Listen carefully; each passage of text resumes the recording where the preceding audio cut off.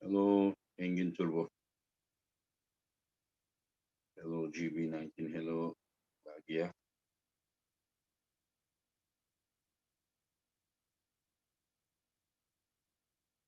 Hello, guys. Hello, Richard. Good afternoon to you. Good evening to me. Yeah, I'm fine. A little bit tired. Uh, I'm kind of getting exhausted because the last event was only like between these two events, there is only 2 months. And after this one, we have some more time for the April.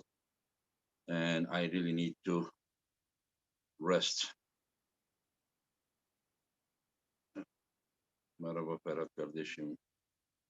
Hello İsmail. Ferhat.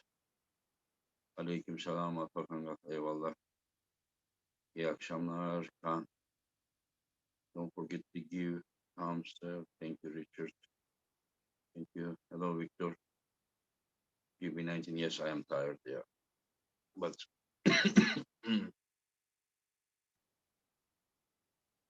a lot of things to do. So, yep. Neil Pickup is here.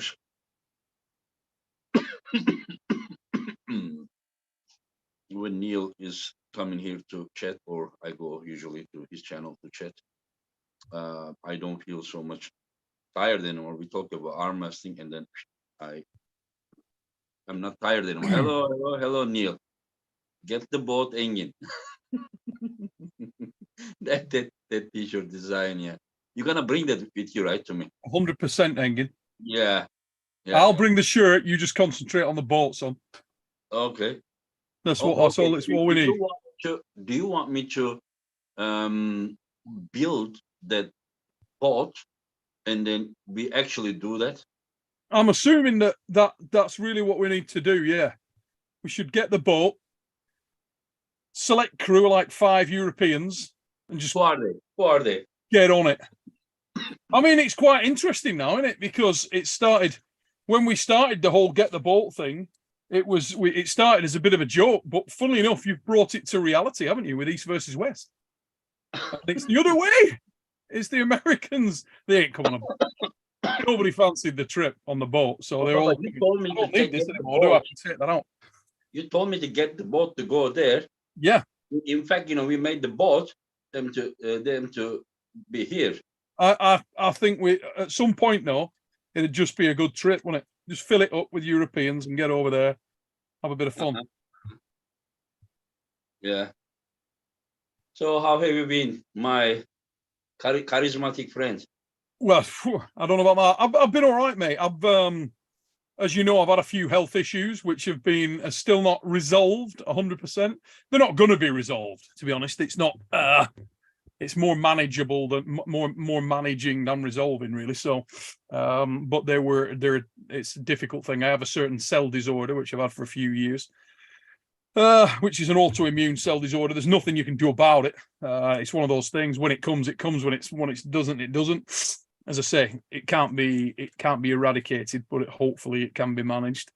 I had a bit of an issue with that pre-Christmas. I think about it's probably 9 weeks pre-Christmas. I got COVID for the second time, and I started to cough blood, weirdly enough, which is very disturbing when you start. Yes, it messes with you. It's very concerning when that happens.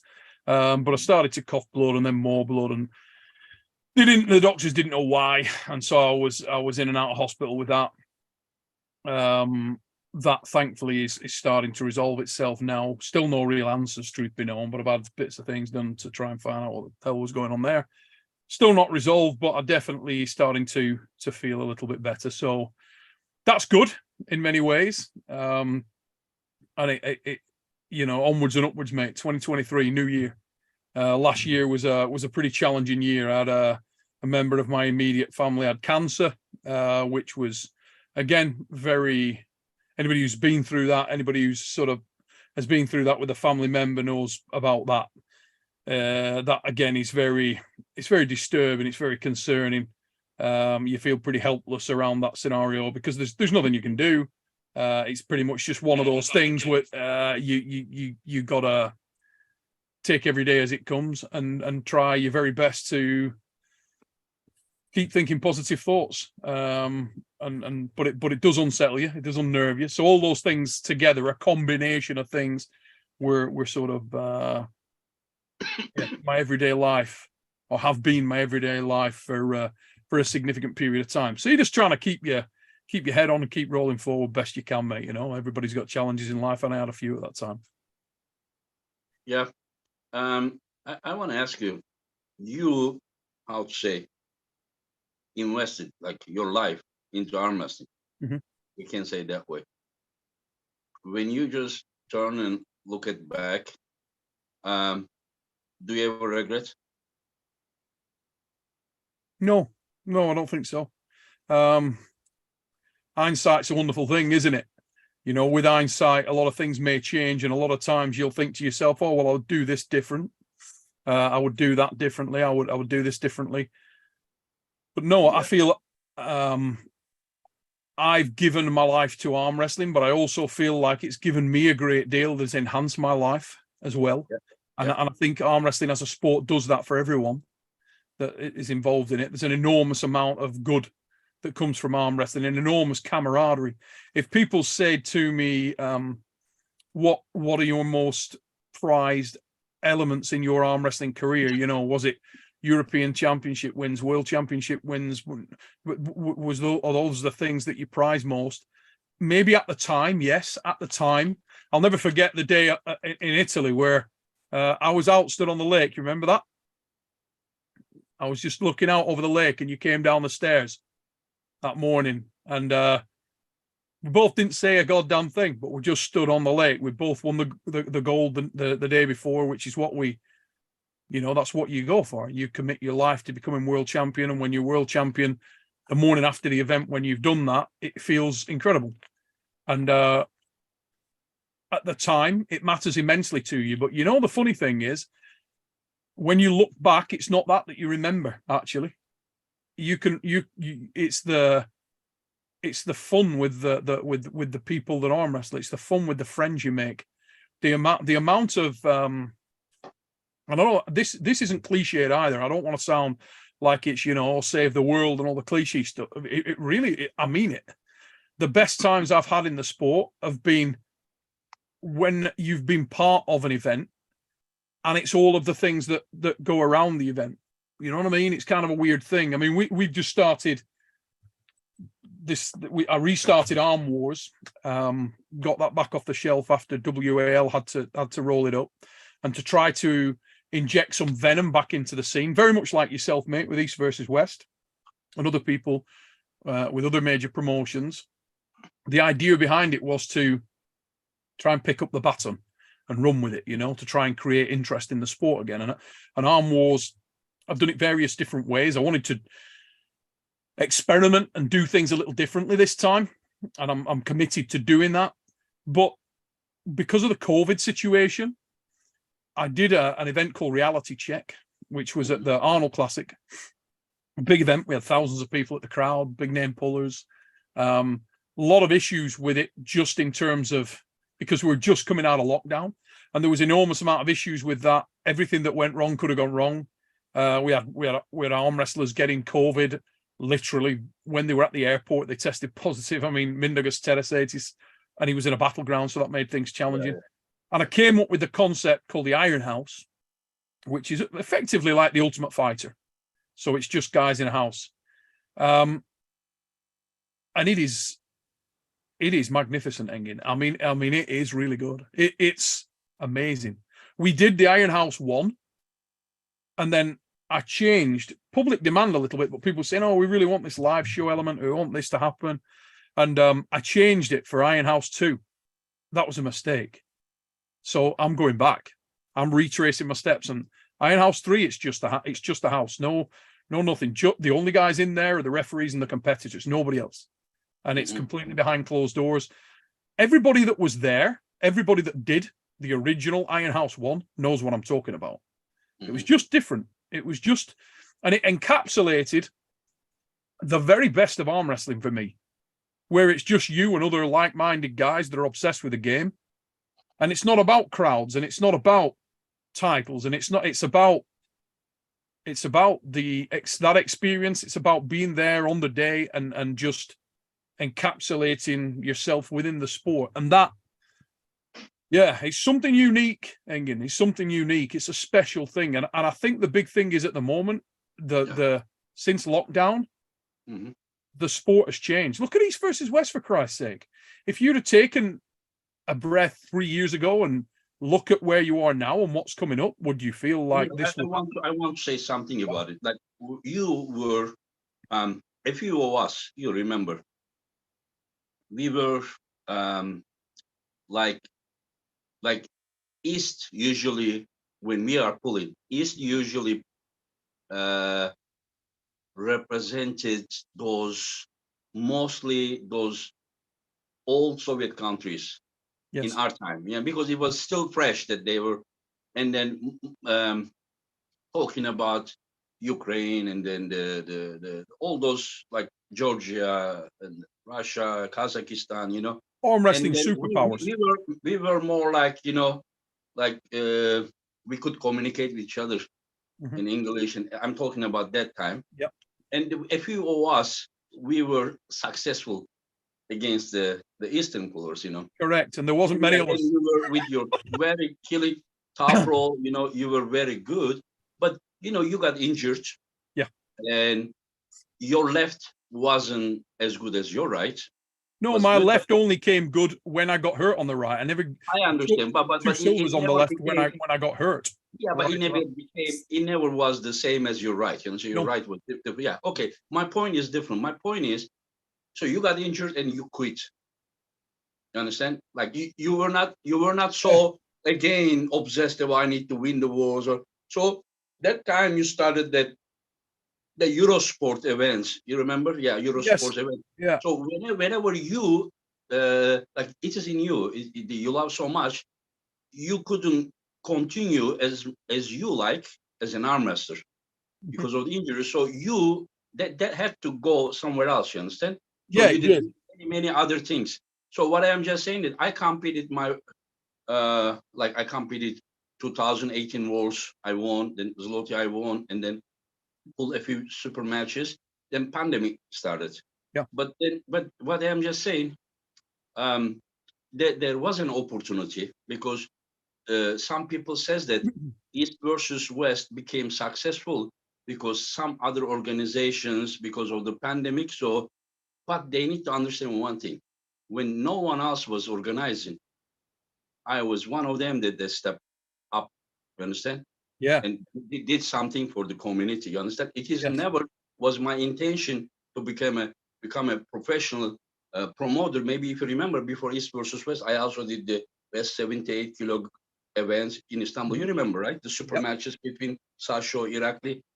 So what I'm just saying that arm wrestling is in, like, maybe I shouldn't say that way, but in DNA is that, without you're the most obsessed arm wrestle, then you do something else. You just need to, like, as an authority or as a this or that, you understand?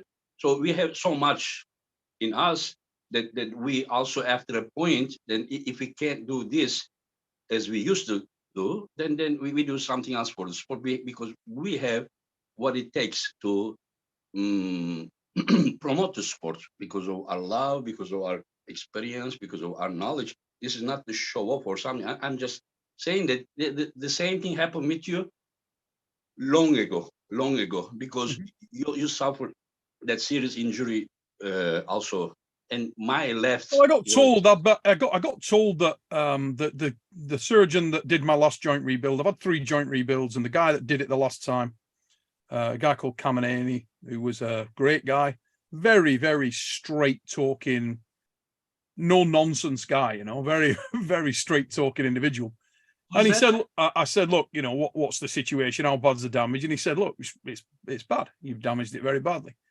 He said, we've done extensive work. He said, now we've repaired it. I said, can I come back? And he said, no. He said, you can arm wrestle. I said, where will I be at? And he said, best case, 70 to 80%. You know, maybe it's 85. He said, I don't know, but it's 70 to 80% of what you were.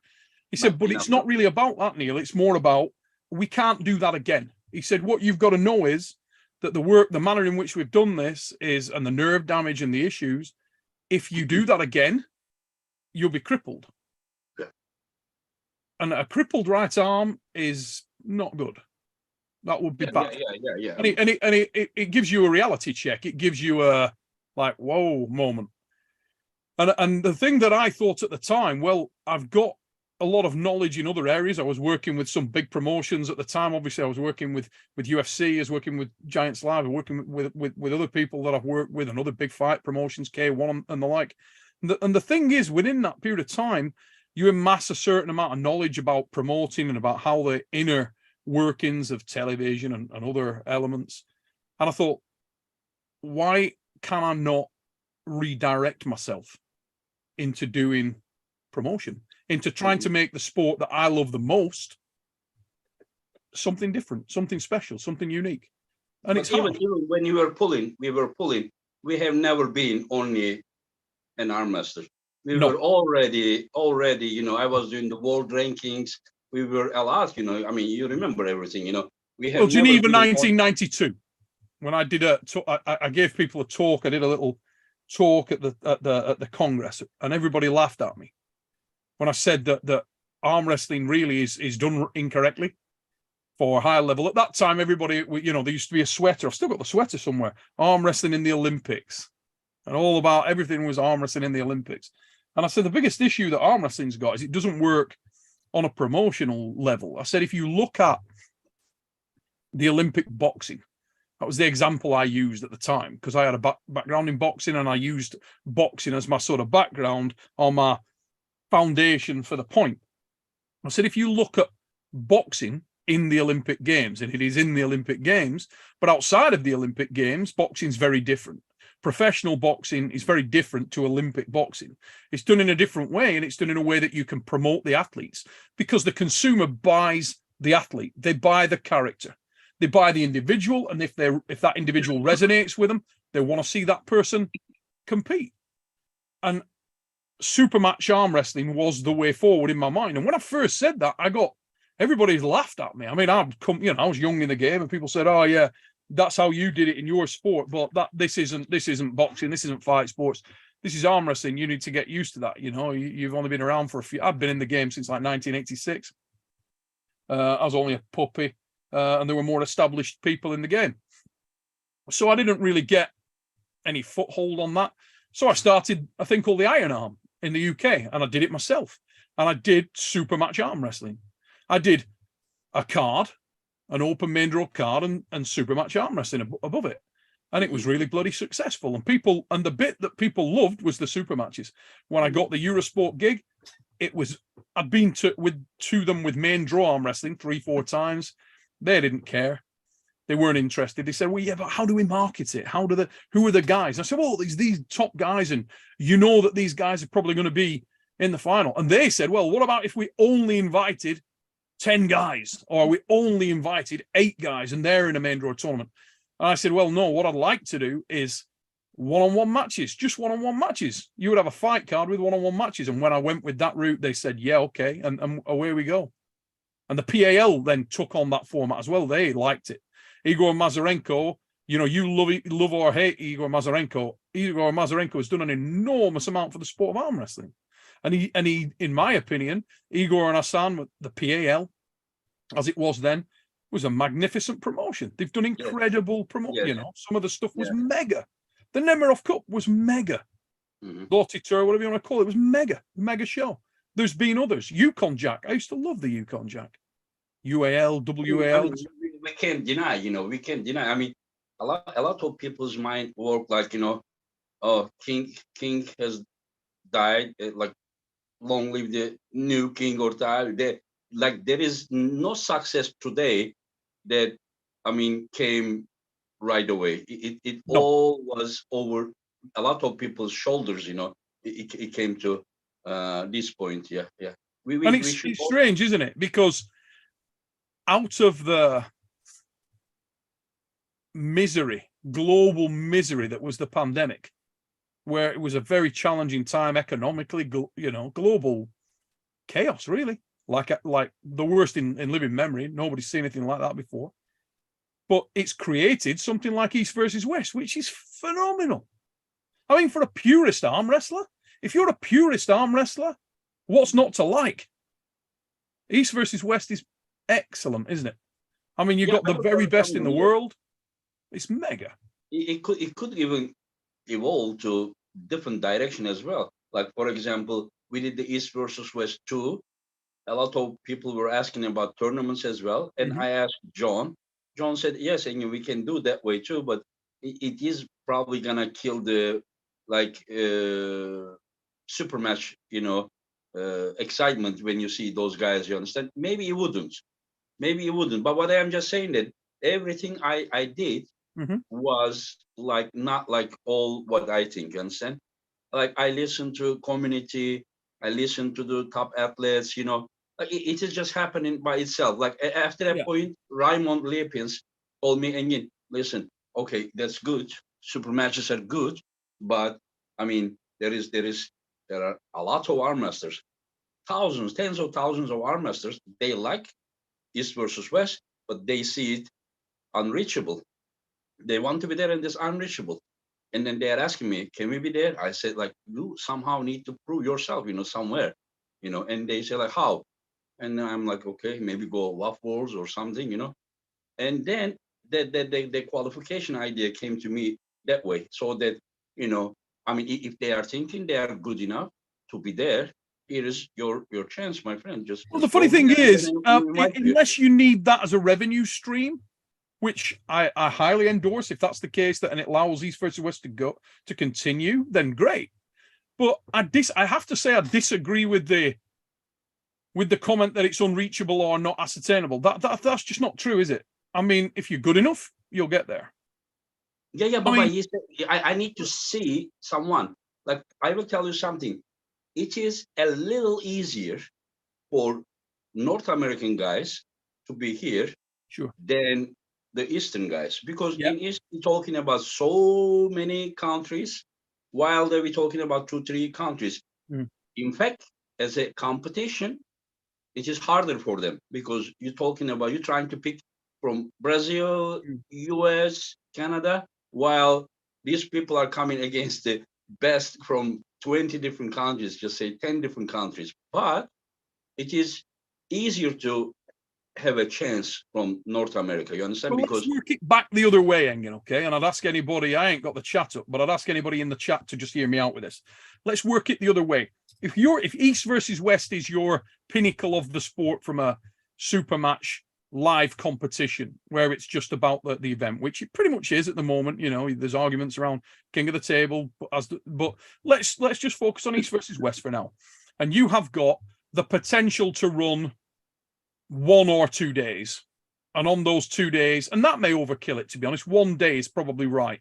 And if you're running 15 super matches, which is a lot of super matches, and the time taken to do that, and it represents the pinnacle of the sport. And you're within that representing all the weight divisions, and you want ladies represented in there as well, because they deserve that shout and that status in there. yeah, At yeah. the moment, there's an argument that they may be, underrepresented, whatever. Everybody's going to have their opinion. How do you get to a situation where you fit all these guys in? You couldn't physically do enough. It's almost like saying the UFC is unattainable.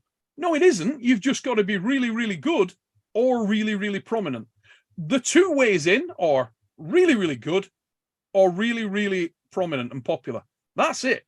And if you find yourself that you're not ticking one of those boxes, then, I mean, if a guy goes around North America and literally decimates competition wherever they go, male or female, and rises into the ascendancy at a level that is unquestionable, do you think you'd spot them? Do you think you'd know about them, you personally? Do you think I'd know about them? Do you think you'd know about them? And do you think it'd be at East versus West?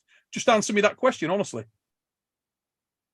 Yeah, there is one guy who says, Engin, I love you, but the East versus West card is pretty mid. Is what, mate?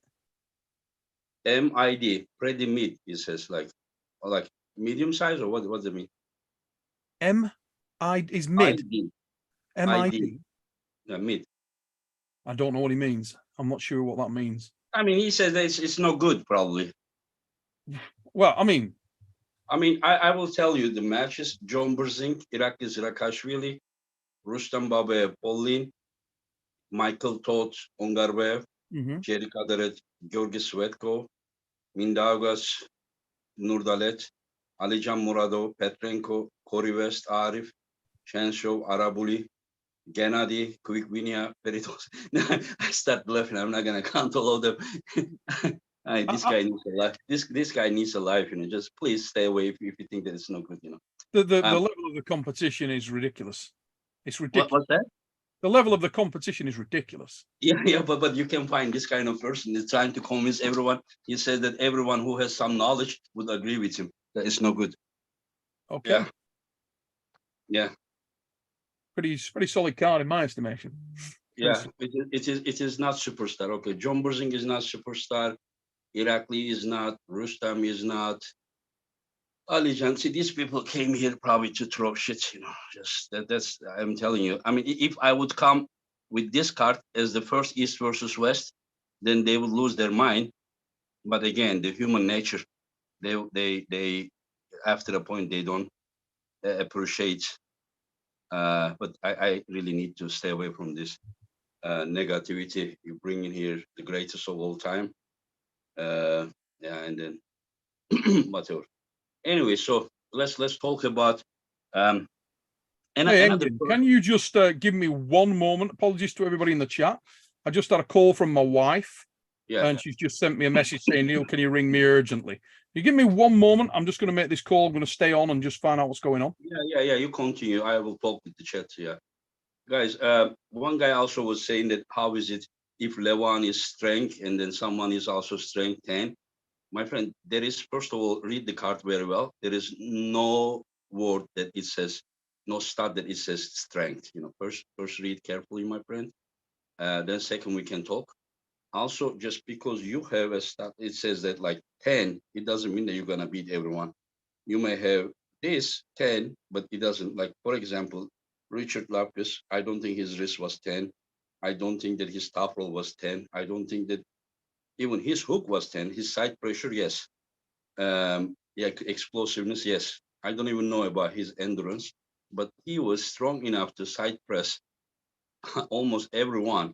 So where you are making mistake, probably you don't understand about arm wrestling. You think that the total of these stats, the one who has the highest number should be beating anyone who has lower numbers than he has. Like, for example, if John Berzing has more like total than Ongarbev, that it doesn't work that way. There is only one difference can change the result. Like, your endurance wouldn't even help you if it doesn't turn to an endurance game. So anyway, so I mean, I can like teach you like nonstop 3 hours about this, but I don't think that I'm talking about that guy. I don't think that your level is enough to get this. Don't take it as a being prideful or something, because I sometimes think by myself. I say, Engin, you gave your life. You are one of the most knowledgeable guy. I'm not saying the people says. And then if someone is coming here trying to preach and teach, I think that what is wrong starts there. Not me to tell him how it is, but him to try to teach me, like, oh, I don't know. And like, I sent some of the stats to Neil and to Devon. We don't like the difference between all this, like maybe 0.5 maximum, sometimes not even everything. Sometimes maybe maximum 1. I don't even see any 2 point difference, just like they are usually the same. So, and then you guys are saying that everyone's stats are so high. My friend, like the stats that you are seeing, like these guys, there is no better ones on the earth. You are seeing if the best ones in the earth doesn't have some 8s, some 9s, and even some 10, then who's gonna have this? We are not telling you, like we are not giving you a guy who is like fifth place in the world and having 8, 9, 10s. We are showing you the best guys in the world. If these guys don't have those numbers, who are gonna have these numbers? These are not state level athletes. These are not beginners. These are not national level athletes. These are not even world level. Many of them are world champions, and some of them are above being a world champion, legends. There are some of them are gods, like Rustem Babayev. I mean, if this guy, I and Neil today, I asked him, this guy starts at like 9s and 10s, And then if he show you this, and some smartass will come and say, "Oh, you gave him all the 9s and 10s." The eyes didn't see anything better. What do you expect? I don't know what your take on this, Neil.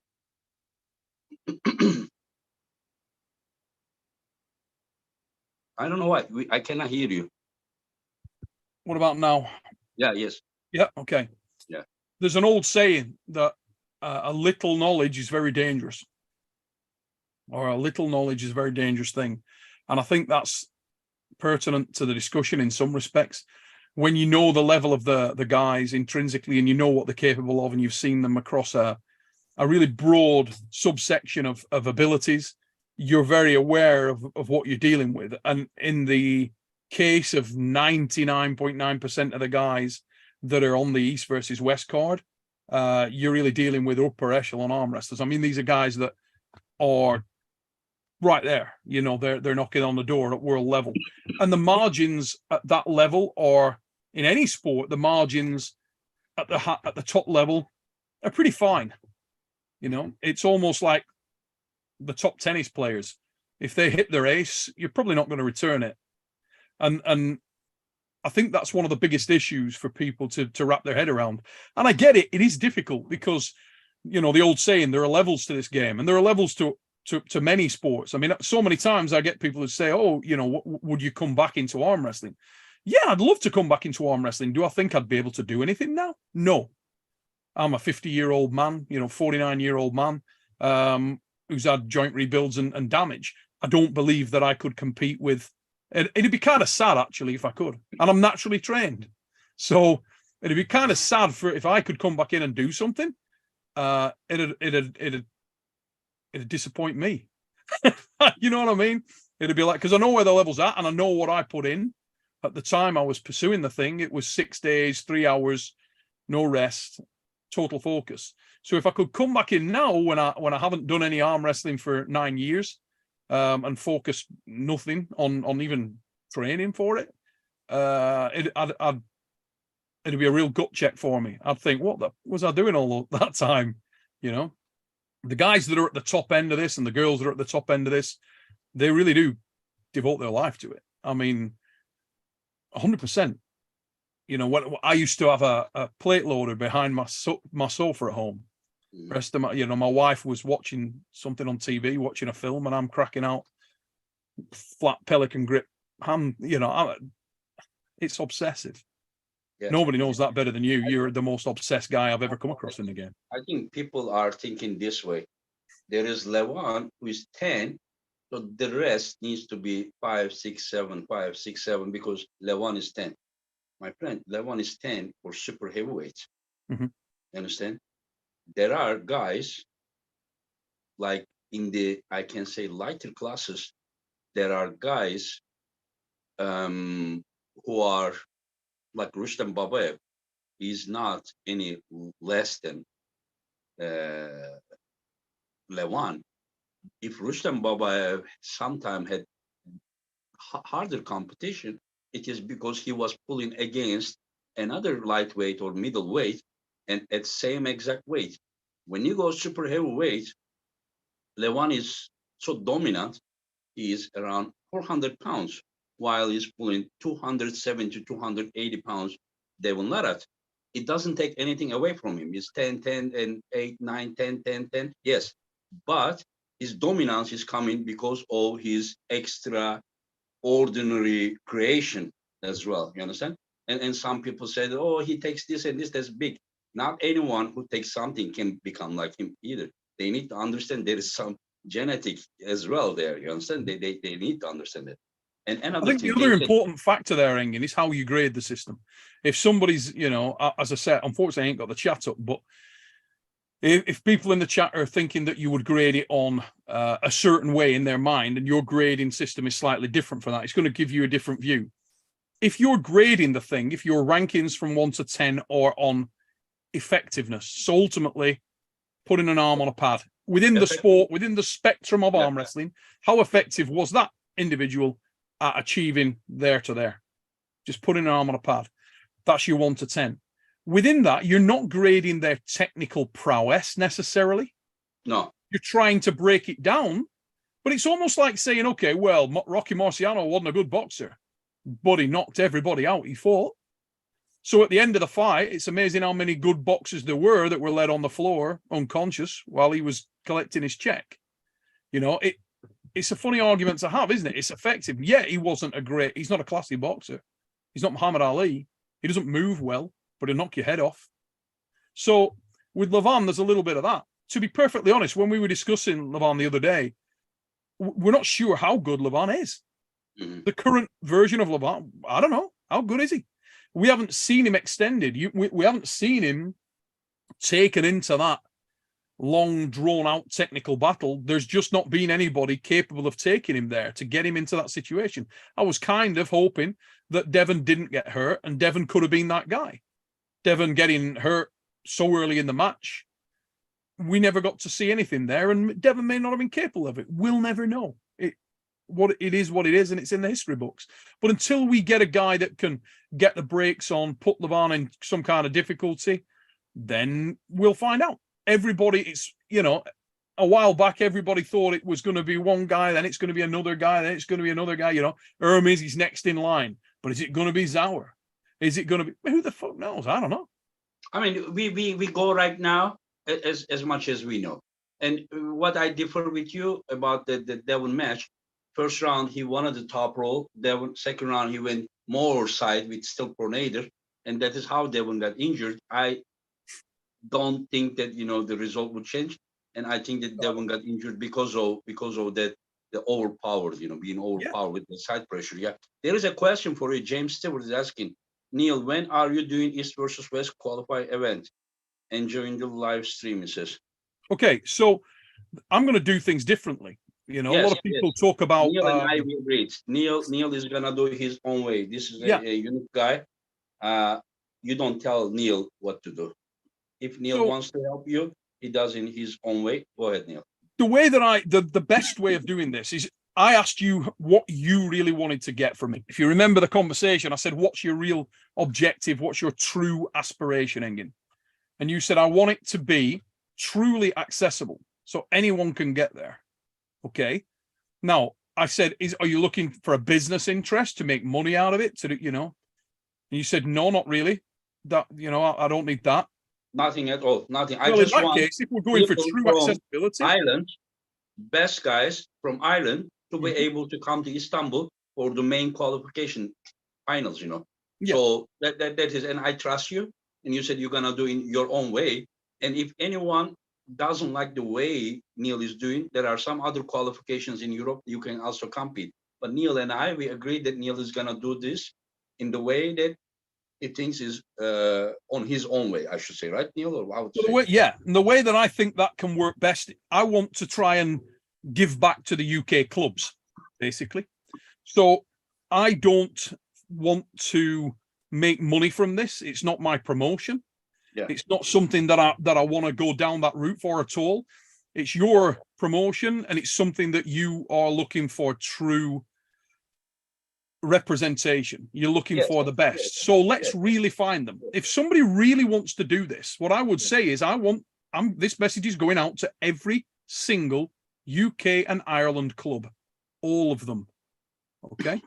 If you are a UK and Ireland club, I want you guys to set up your own qualifier at your club. I'm going to post a list of, this will be probably around March. All right, you know, we can go through it tonight. But basically, the weight classes of East versus West that are published on Engin's page. One more thing I will say. The East versus West 7 is going to be on April 29th.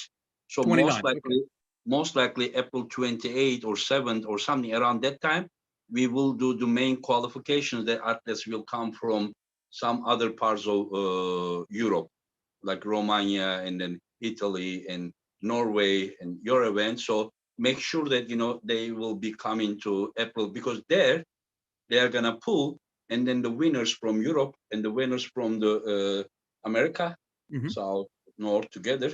I will six like four men and 2 ladies. They will be doing super matches, but I will divide it to a few events, because I cannot really invite 6 of these matches in one event. Maybe 3 this event, East versus West 8 and 9, or maybe 2, 2, 2. But I will say that. Sorry, go ahead. No, that's very important, mate, because the amount of people that you can accept at the Istanbul show is kind of critical, isn't it? And you're looking for the very best to be there. How many guys from the UK do you want there?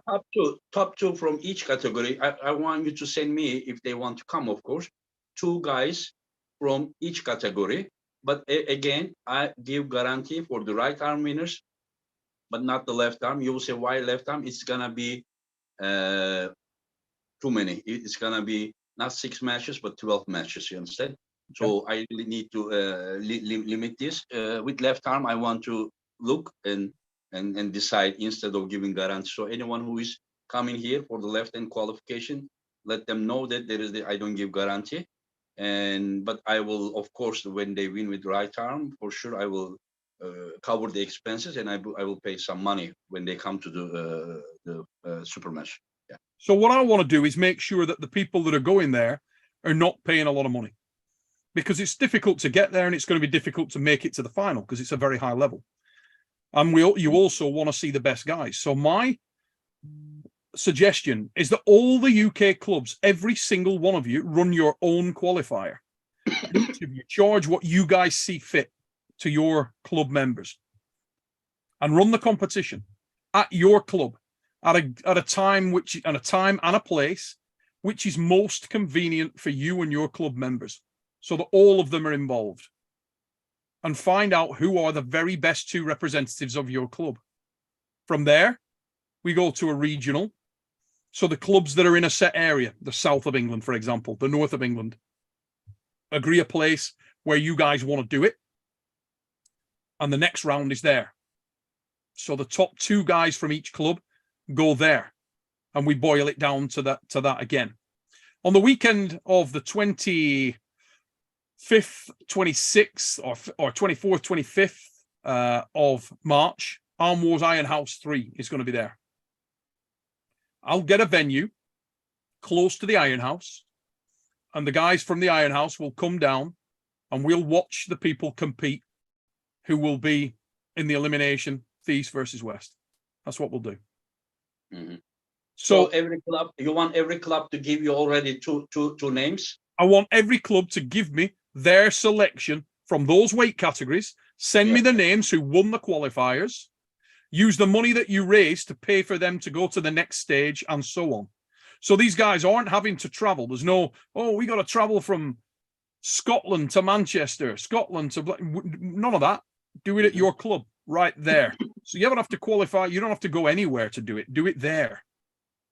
All the clubs, you organize it. You've got your time to organize it with your clubs. Find out who are your best guys. All of you, every single UK club. Let's see who's really the best at club level, then at regional level. Then we'll do it at national level on the weekend of the Arm Wars. The guys that do well there will have 2 options. Number 1, they get picked for East versus West. Number 2, we spot them if we haven't already got them for Arm Wars. How's that? You will also choose what you will look at, and you will also choose. Yeah, that's good. That, you know, it will be like, it will only They don't have help. to pay anything, no money, no nothing. Yeah. You just come and pull. Yeah. Anyway, so okay. Okay. Can we talk predictions about the upcoming East versus Yeah, West? sure. Okay. Because I will tell you something, no disrespect to anyone, Mhm. but I enjoy talking about arm wrestling with you the most. Thanks, brother. Yeah, yeah. Likewise. Because Um, because I- because we can talk about past, today, mhm. everything, techniques and this and that. We have a lot of things in common. So, and some many of the usually I invite people who will compete East versus West, and many of them, I should say most of them, like have problems to know the athletes from the Okay. other continent. On the East doesn't know much about West. West doesn't know much about East unless it is very popular guy. Mhm. You understand? So that's not the case with you. So I think it will be very very good, very very good. And many of them I don't even ask because I already know that they don't know. Okay, Douglas Ehrlich So, versus Raymond Liepins. yeah, if there's in a number, this is going to come up a number of times today. Doug is without question, when he's firing, a very, very powerful, very, very capable lad. Really strong arm wrestler, strong being the operative weapon. This guy is really strong. That's his key. I don't really see Doug as the most technical arm wrestler in the world. I see him as a very, very strong guy with a very sound foundation in the sport and balls. He's got some venom. And he's also, I think Doug feels overlooked. I think he feels like he's got a point to prove and that he's got pretty high, pretty lofty aspirations. The way that Doug sees this match is a perfect opportunity for him to go out and signal Flair to the world that he's here and he's serious and you better pay attention. So if you're looking to tick that criteria, who would you pick? You'd pick a guy that is going to go into a position that you feel is well suited to you from a technical standpoint. A guy that's got a certain set of physical characteristics that are suited to you. Again, real eye pinch, tick. A guy that you feel like you may have some physical advantages over in that respect. If you're a bigger guy, better structure could be an advantage. Again, tick. The intangible or the thing that's difficult here is that you cannot really emulate real match competition. It's extremely difficult to recreate that in a training environment. It just is. It's just hard to do. However hard you train, whatever methodology you employ, it's very, very hard to recreate a training scenario in a situation which is training. So, sorry, to recreate a match scenario in a situation which is training. We have not seen Doug in a long, drawn out, guttural battle, which is likely, unless he's a measure stronger than Ray Lipinge, it is likely to be what he encounters at East versus West.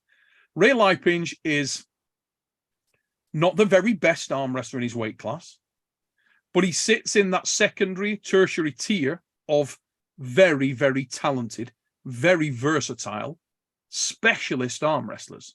And what is he a specialist at? Supermatch. Because that versatility allows him to go through the spectrum of his technical arsenal within a supermatch format.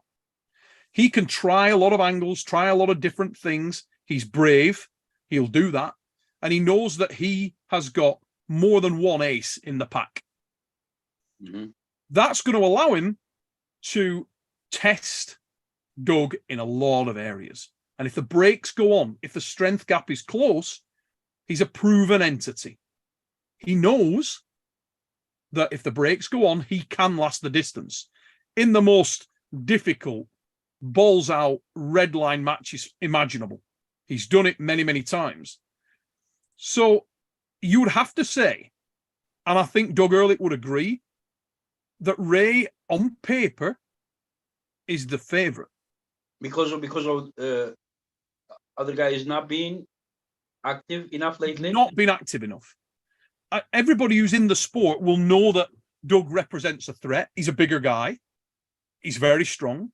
He's got good pedigree and some good wins against some good arm wrestlers. But when was the last time you saw Doug in a big super match? The last time I remember was a WL match with Katowski. Do you?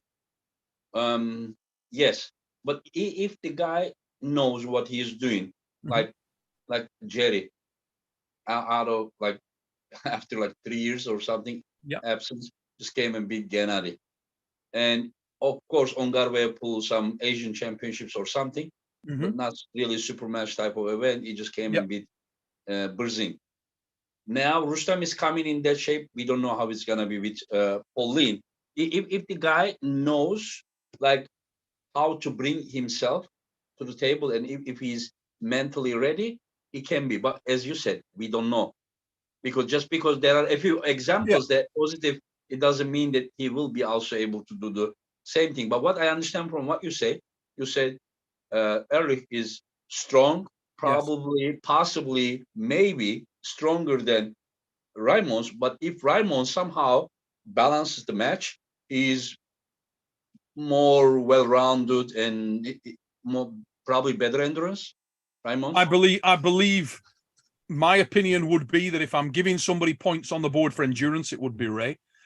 I don't know whether Doug's stronger than Ray. I don't know. Is he? Oh, okay. I don't know. Ray, I think, is underrated in terms of how strong he is. Ray's very strong. Ray's not the most explosive guy in the world. He's slow as a cart horse in some respects. And I mean, he can go quick in the right set of circumstances, but he's not Ciprianov. You know what I mean? He's not that guy. He's not the guy that's blisteringly quick. He is quick over the first inch. He's quick to position. And the thing is, for both these guys, there's nobody coming with any surprises here. Ray's not bringing anything that Doug's not seen before. It's all documented, isn't it? Everybody can see what Ray does. Similarly, Doug's not bringing anything that Ray hasn't seen before. Neither of these guys are a puzzle for the other one to solve. That's not what we're looking at. We're looking at measured, well-known quantities, and it's going to come down to, is Doug a measure stronger than Ray and can power through him in any position? Doesn't matter what weapon he chooses. Is he strong enough to finish the match early? That's the question. Because if he doesn't, if the match stops somehow, you'd say that Ray has the edge. I believe so. If Doug was to outlast Ray, the first hat to come off would be mine. That would be very impressive. It would be very impressive. So what I understand from what you say that Douglas needs to win quick, but we don't even know if he can do that. And if the match is balanced, Ray, so you are saying that you are expecting Ray to win that match. Yeah, I see Ray as a favorite in the match coming in. Yeah. I also think there are other intangibles. Travel can be an effect. I've often seen in my career and experienced in my career, if you've traveled a long distance, there can be an effect on the body. It can be problematic in that respect. It's going to be interesting. There's a lot of big reputation that comes with Doug, because Doug's no bum. Doug's bloody strong. If Doug shows up at his best, he's a really serious match. And I hope that Ray's taking him really seriously, because he needs to, because Doug's no joke, you know. But Ray Lipinge competes against a lot of very, very strong lads with great regularity. And that frequency of competition and frequency of real match scenario is a weapon. Yeah, Douglas he's really tough to beat. Douglas just wrote here that it's me and I will not lose. Good on you, Doug. Yeah. Good on you, mate. Okay, listen, let's go. I really like Doug Ehrlich. He's a great lad. I mean, Doug was actually on the show the other day. It has nothing to do with the personality or something. We are just doing our honest analysis. Nobody should get upset. You know, someone else may come here and he may say that Douglas is going to destroy Raimons. It is just opinion, you know. It's just. Look, if Doug doesn't believe that he's going to go over there and crack him, then he might as well not get on the fucking plane. You know what I mean? You can't go into this thing, and he's got to not think he's going to. There's no falseness there. You either think you're going to win or not. It's not about what you think of a guy. It's not about the personality. It's not about the person and how you rate those. I mean, remember our conversations about Sandris and Matt Mask and the way that I weighed that up prior to the event. It actually went nothing like I thought it was going to go. I did have Sandris as a favourite. I predicted Sandris would win, but I thought it'd be a dogfight. I thought it'd be Matt would get out the block, take the first couple of pins, and then Sandris would manage to get the brakes on. And in a I had two things in my mind. I said either Matt Mask was going to destroy him, or Matt Mask was going to take his risk, and Sandris was going to fight like that. Yeah, that was the other. What happened there never came to my mind, especially after Sandris had COVID, and I asked Sandris like, what kind of COVID was that? He said, looks like resting helped me. That is also fact. You know what I based a lot of my prediction on, Engin? When you train non-stop, so heavy all year, trust me, sometimes you take even 1 month break, you are like rock. Yeah, I had this conversation today. Yeah. I had this conversation today with one of the UK lads that a lad called Rob Frampton, who's just coming into the game, and I said exactly this. Rob, if he's watching this, will know. We had that conversation. I said sometimes when you've been training your ass off, you've been pulling all hard like that little bit of time off, everything knits together, and you come back and you can't imagine how strong you are. All those minor injuries, everything is healed up. Yeah, yeah. Sometimes I'm telling you, resting is better than training. It just depends on situation. Okay, let's go. I was just going to say, on that scenario with the Matt and Sanders thing, a lot of my estimations prior to that, do you know what I was basing them on? The lever length and Matt's prior experience with Ron Bath. Because at times you'd think, oh, Matt should crack Ron Bath. He's going to get Ron Bath. And you always thought he would. But just because of the size of arm, the length, the hand, the length of the lever, the manner in which Ron can pull and block and the versatility, Ron managed to get the job done. And that's what I saw. At no point did I think that Sandris Sedis would be able to control Matt in the manner he did. I simply didn't think that could happen. I thought he'd win, but I thought it'd be a red line to do it. That was mega. Yeah. Mega impressive. 55 minutes, we are here, and then we just covered one match. So let's go. We might be on a while. Yeah. Okay. Pork chop versus Zurab. Oh, mate, I am so excited for this. Curtis is an unmeasured quantity, an unknown for me, but it's one of those things like the Loch Ness Monster, it's like, oh, fucking beasties be here, this guy's really strong. And so many guys that I trust, so many guys that I know have a lot of faith in Curtis Cameron and what he can do. And the man looks like he's a stout individual. Curtis is thick, looks like a power lifter, just looks like a strong man. He's looking in a mirror. Now, the funny thing is, Zurab is not a big man. No. When you meet Zurab, he's not a big man, but he's extremely well conditioned. He's got heart for day. I really like Zurab. He's a fucking warrior. He's just that guy that'll go to the absolute edge of it. You know what I mean? It's what we saw with Ron Bath. That's the essence of Zurab. He is up for it, and he's extremely powerful. The difficult thing for Zurab in some of the matches that he's had to date has been that he's had to be the guy that contains the match, that tries to track his opponent down and put them into a bad position. With Curtis, not at all. Curtis is going to come exactly where he wants to be. So this is a great match, an interesting match to see where that level of strength is. And I'm going to learn something here.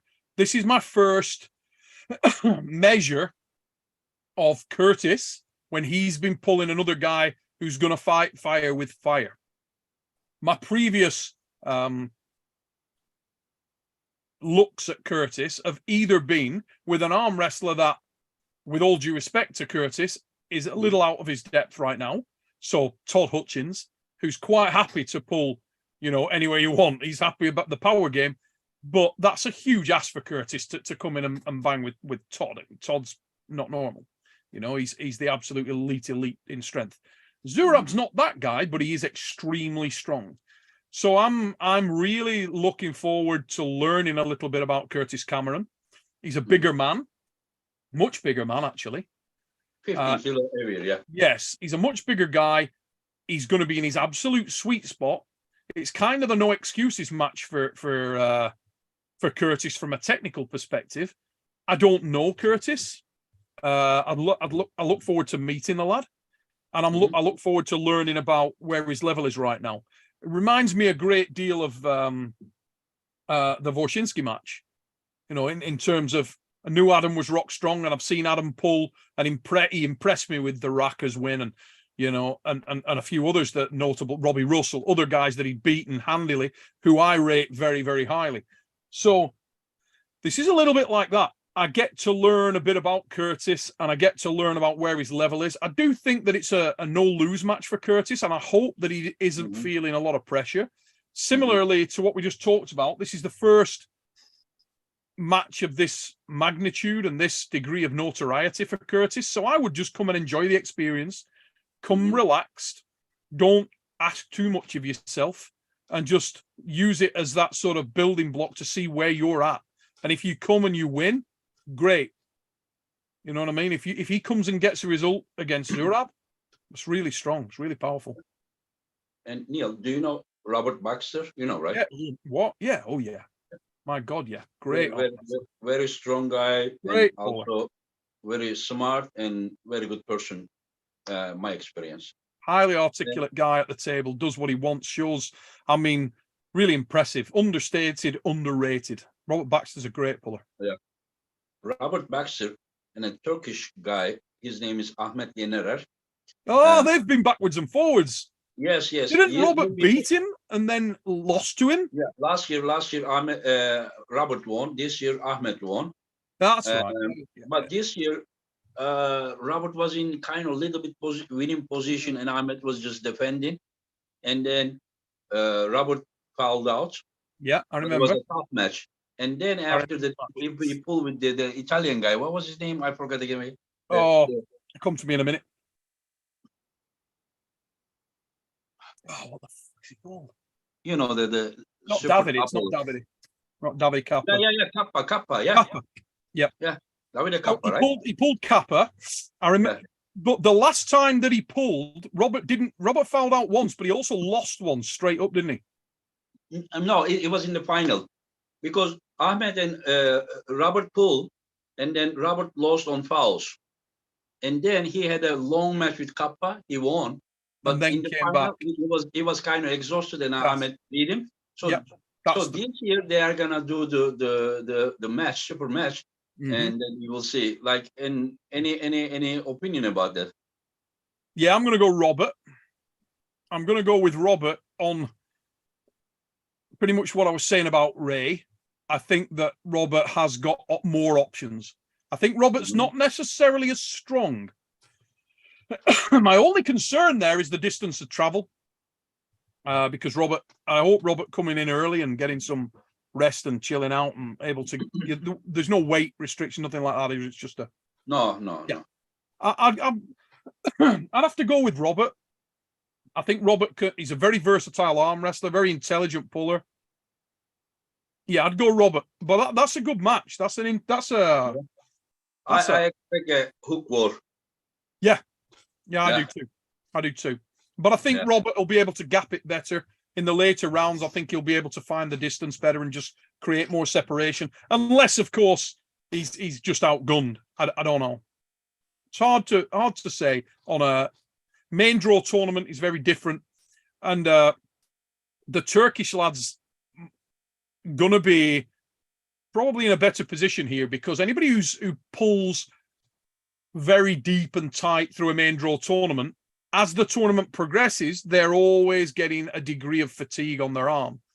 For both guys, this is going to be different because they're going to be fatiguing at the exact same rate, and that can open up a myriad of opportunities to set traps for your opponent. And that little bit of experience, additional experience, and potentially technical prowess is why I think Robert might edge it. He might edge it. But great match. Very interesting match. And let's go to the next one. Chance show David Arabuli. Bloody hell. David Arabuli is the training partner Used of. to be a very Arabully used to be a pretty bloody solid level. He was like a a He's second not that tier, old. He's maybe not a that old, solid but pull. at 2019 Worlds, I think, I remember he was around like Sanders level. Like I don't know who won that match, but at that time, of course, Sanders probably wasn't as good as he is No, today. yeah, Yeah, Sanders but, wasn't. but I wouldn't have put him as high as Sanders now. In that I wouldn't put him in that. Who would I put him similar to? I'm going Chance. I think that Chance is going to win that. I think Chance, stylistically, I think he's the type of guy that favors Chance in some respect. Chance may be able to bait him pretty good. Yeah, I'm going to go Chance, and I'm going to go Chance quite convincingly. I think, yeah, I think Chance is pretty tricky. Obviously, if he can reel Chance in, yeah, he's got the opportunity to beat him. But I just think Chance is tricky as frig. Very dangerous guy for any hook pullers. I mean, yes. When I say any, probably not any normal human. Yeah, like maybe someone like Gennady, or but elite. Yeah. But anyone who is not really like top 10 or something and trying to give you an example. If you put Arabully in with Curtis Cameron, if you put him in with Zurab, it's going to be a pull. It's going to be a battle. He's strong, really strong, really durable. I just feel like Chance sometimes does well with guys that are very, very strong because he's tricky as hell. You've got to be able to set counter traps. And I think for me, Arabully's pretty much Route 1 football. He's the guy that does what he does, and he does it well. He's strong. Where's he been at, though? Has he been active? This is the thing, you see. That's what's in the back of my mind. I ain't seen him for what? He has been active because he's all-time training with those Georgian guys like Levan and Irakli all the time. But since he hasn't competed, he never really programmed himself to compete an event. So he has been active, but not the competition level active. Okay. So maybe it's a closer match than I'm giving him credit for then. If he's been active, the guy from 2000, I think last time I saw him was probably like 2018 or something. That guy, yeah, he's really competitive, could do something. But I haven't seen him pull for a while, so I'm going with Chances right on his game now. He's motivated, he's fast, he's firing, and I rate Chance highly. I just think Chance is going to be very on point. I think his hits are. You want to be tense, you need to top roll him. And even you top roll him, you better control his pronator as well, because if he has the pronator, he can still hit that sideway. Yes, that guy, you jump inside. I saw John trying to hook him. I saw Tatashins trying to Tatashins won, but that was no way easy. He lost his wrist, everything. If Chance could also control Tat's pronator, just watch the round one. He took whenever he goes, his wrist was going like this because of Tat's pronator. And one of the reasons that Tat beat Irakli is not because Irakli couldn't take his wrist, he took, but he kept his own pronator and his side press Irakli. So the Tat also has very strong pronator. So I feel the guys that are going to give Chance trouble are the guys that are threatening his hand and have really good rise and really good structure. And I don't know whether Arabul is that guy. I think he's more Route 1 football. I think he's coming at you with a lot of top end, but I don't think that's too much of a concern necessarily for Chance. He does well with that. And Chance is sharp right now. He's very motivated. He's training very hard. He's a big, strong kid. His time is now, and I think he'll take some beating. Yeah. Anyway, so people are asking about the trading cards. Yes, there was gonna be 30, but now we at Denis Blenko prime cards, his prime stats, and we will also add Ferit right and left, and Corey West right and left. So there will be 2 cards of Ferit and 2 cards of Corey, because their right and left are not the exact same. So okay, let's go to another match. Let's go to Mindaugas Tarasaitis Nurdalet. I know you are a fan of Mindaugas, but the other guy is also dangerous as well. Nurdalet's so Listen, explosive. Neil, now listen to me first. Whenever I mention you the names, the way that you are reacting like this, you are sounding like we talk about, just say, Hermes Gasparini versus Levan match or something. Well, It you is kind of because you know arm wrestling, and you know that these guys, for their category, is as good as that match. Oh And yeah. you know that in many years that those guys, McGregor size of guys, Habib size of guys, Mayweather size of guys didn't get enough respect. But today, or some years already, they are the most famous guys, making the most money because the UFC fans, they understand that, these guys are good. So your reaction is like a very educated UFC fan level, probably more than that, of course, for the arm wrestling. So for you, it doesn't matter if I'm talking about the lightweight or women arm wrestling or that. You're showing everyone enough of respect, while the guy is saying that it is a mid-size event, because they don't know. They don't know, like this match, incredible match. Oh But my God. Incredible match for so many reasons. The diversity here, that this is chess. I mean, Nurlek, we've just seen obviously give a great demonstration of exactly what he's capable of at the WAF. For those who didn't see that, go check it out. But but that's one of a myriad of his impressive performances. The biggest danger from him is the explosivity. This guy is so explosive. I mean, he hits like a frigging truck.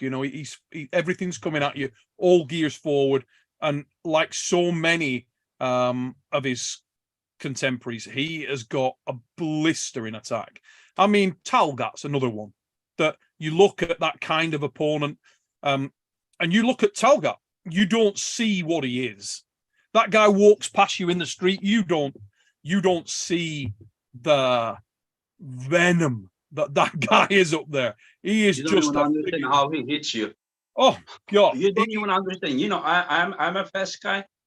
The Zloty to 2017, he was my first round. Like ready go, Boom. like a lightning hit to my pronator. Glad that my pronator is still strong. We stuck at the middle. He got a foul, and then second time I didn't even try to go out, because if the guy is so quick, before you move, he's just putting it there. So what I did was, with the ready go, I drag him here, so he was caught on his bicep here, so he couldn't put his that. So that's how I won. But I tell you what, I couldn't really. I put so many tapes. I still couldn't pull the semifinal, because the way that he hit, the Destroys backside of everything. my shoulder was. Rips his shoulder off your frigging body. Yeah. He was just hitting. I beat him, but the rest of the event, I mean, I couldn't do the semifinal. At what cost? And this is the with Nerdalet, you've got another guy that is a very, very visceral, committed hit. He's going to go diving in there like a lunatic. On the opposite side of the table is a guy who I've got a real, I mean, he's a really, really cerebral, magnificent arm wrestler. We're talking fractions of movements with Mindaugas. He understands what he does. He's a purist.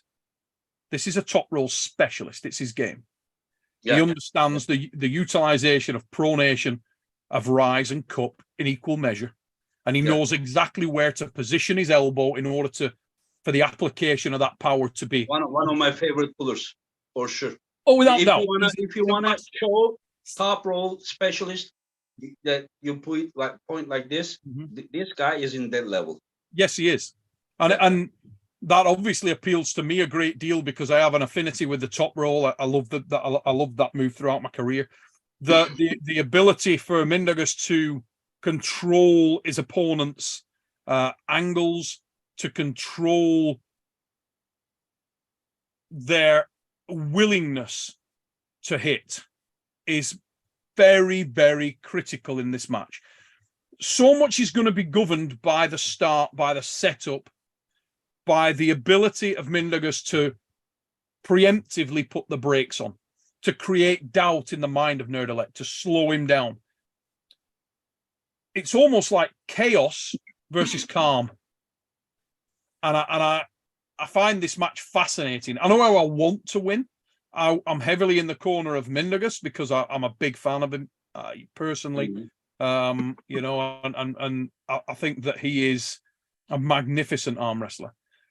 I also appreciate the threat that a guy like Nerdalek represents. That explosive hit is a very, very difficult thing to get a hold of.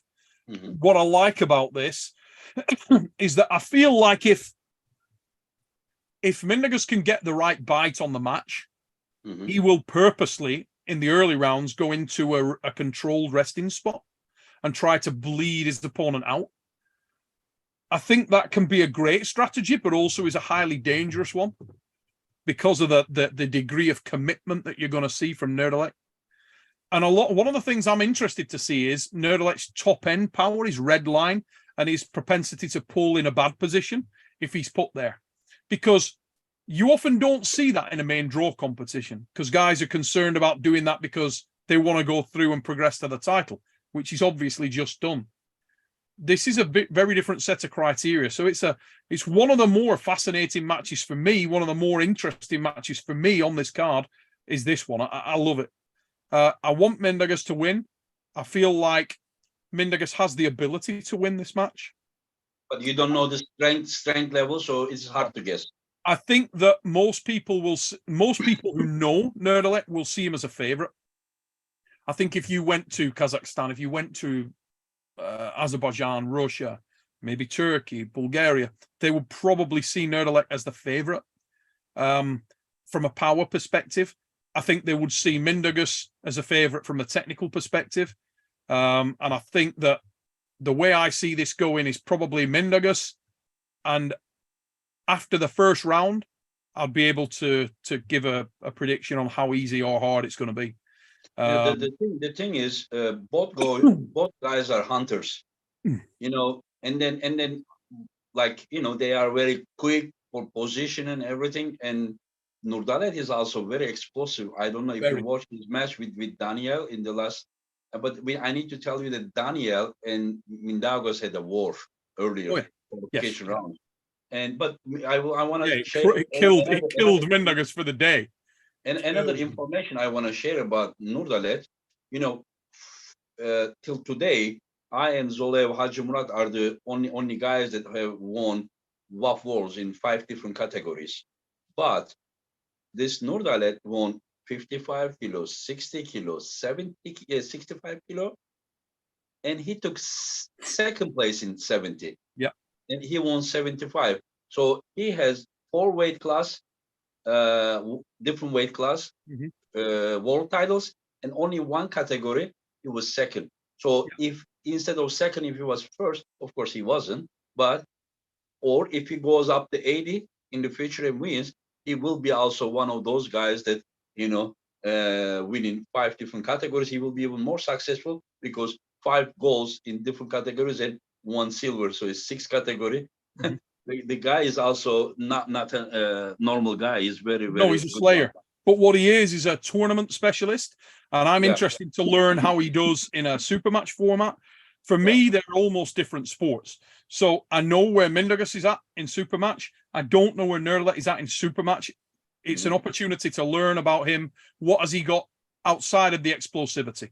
What has he got outside of that initial venom? That's what I'm looking to see. If Mindaugas can get a bite on him and the strength gap is close, then I'd like to see what Nerdalek's got second round, third round with some fatigue in his arm.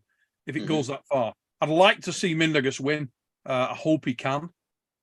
Very, very interesting match. Power, explosivity, Nerdalek all day. Finesse, artistry, Mindaugas. Good. Guys are asking they knew about 60, 65, and 75. As far as I remember, Nurdalet Aydarhan in 2015 he won 55 as well, And as far as I know, he was just a junior puller. So let's go to the next one. And Gabriela Vasconcelos versus Barbora Baggiova. Wow. I mean, here we've got the completely known quantity in Vasconcelos, the Iron Angel, bloody phenomenal arm wrestler. I mean, just a magnificent arm wrestler. Her first Worlds as a baby was Manchester 06 at the Trafford. Mm-hmm. She has gone on the most impressive of runs. Her career is incredible. She's a magnificent puller. She's a supremely committed arm wrestler. Lives this thing day in, day out. Has very rarely been genuinely challenged. There's a handful of people say, oh yeah, she's won 30 world titles. She's done this. Not only has she won them, she's won them without getting into second gear in most instances.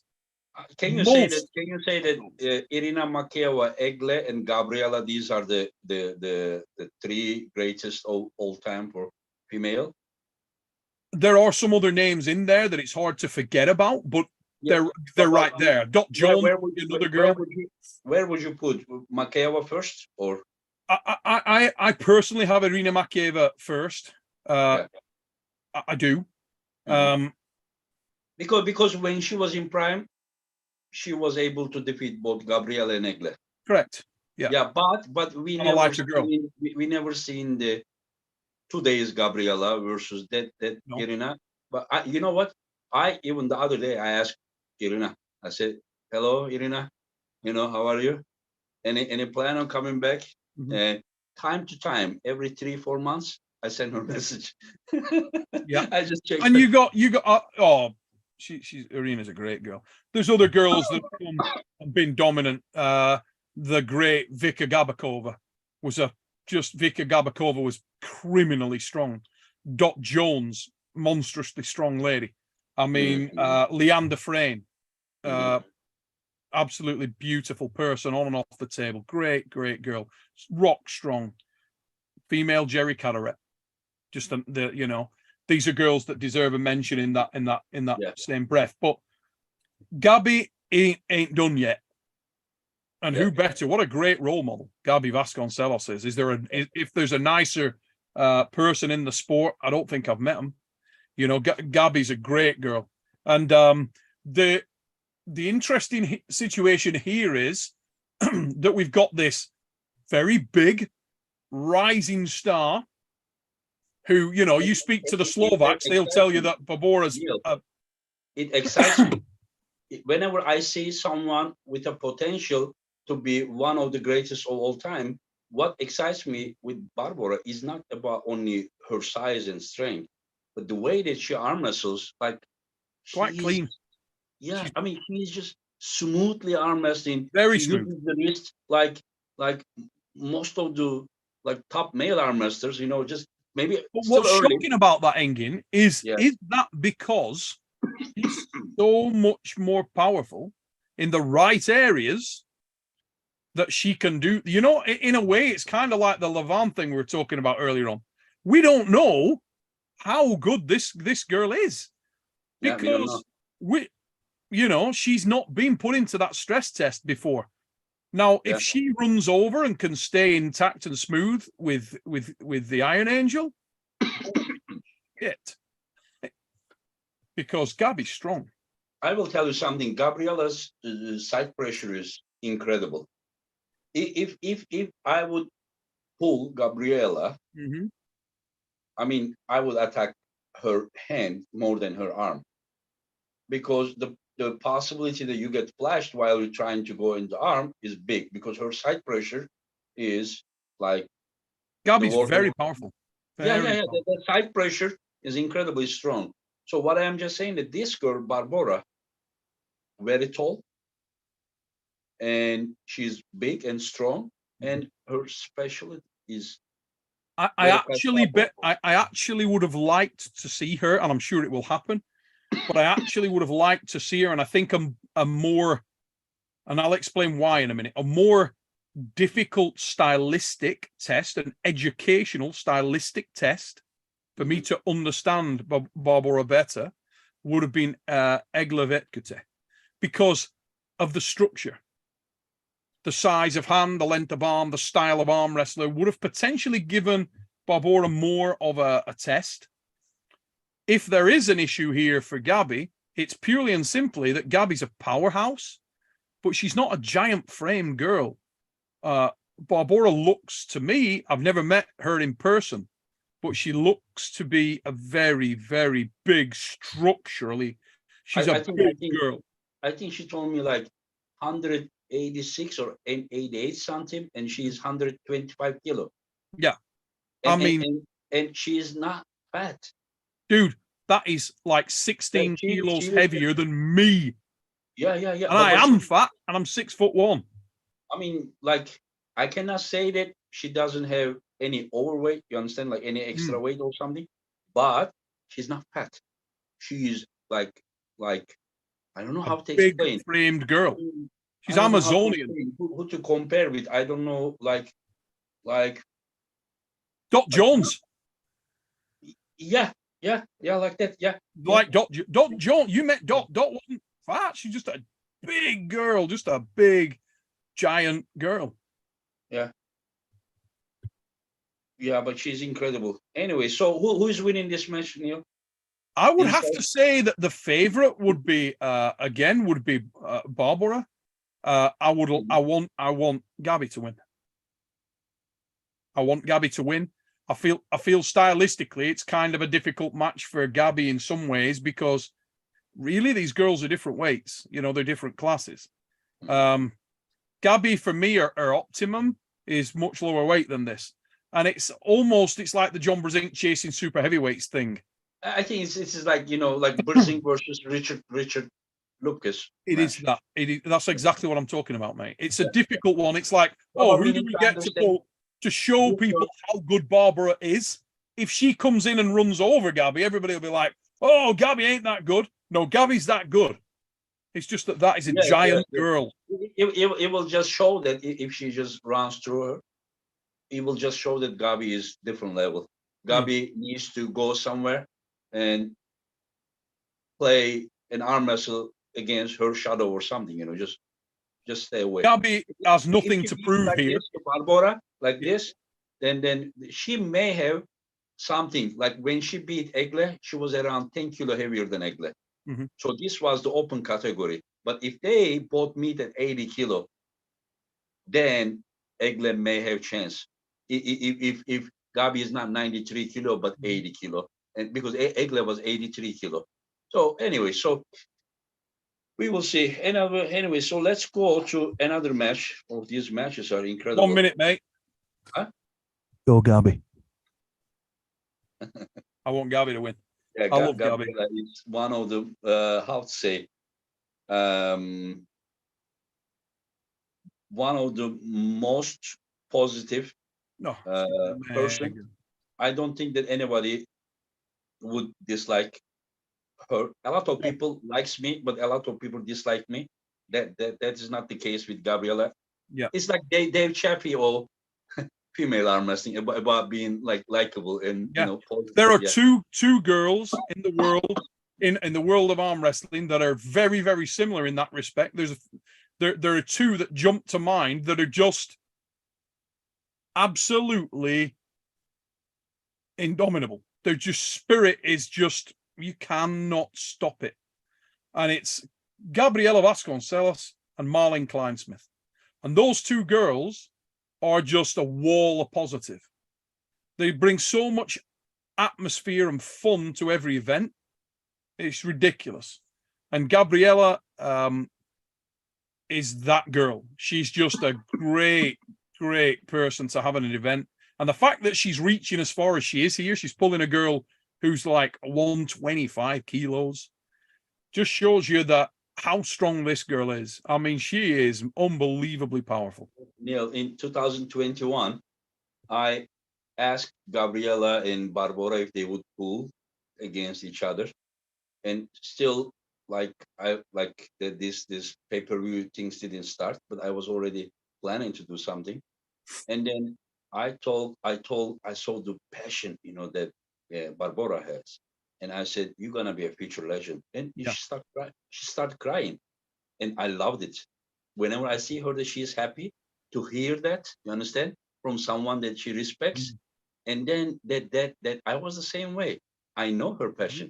I was the young guy who was just idealistic. If I would hear that from John Burzing Mhm. or anyone, I'm not John Burzing, but at that time, who can you say? Maybe Rambat. I would also be that emotional. It would motivate. So that these people needs to be supported, Yeah, because 100%. we know how they feel. So that is like, maybe you remember, I also just so much push about. I was talking about my three favorite arm wrestlers for years, even before his first wrestler. I was saying Hermes, Irakli, Mindaugas.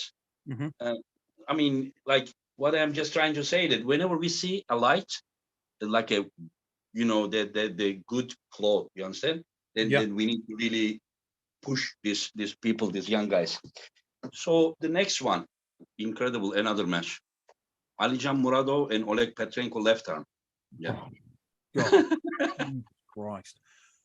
I listen. I dream a day that a million of arm wrestling fans would show the reaction that you show when they hear these I names, mean, because you show this reaction because you know the level. Yeah. and this is,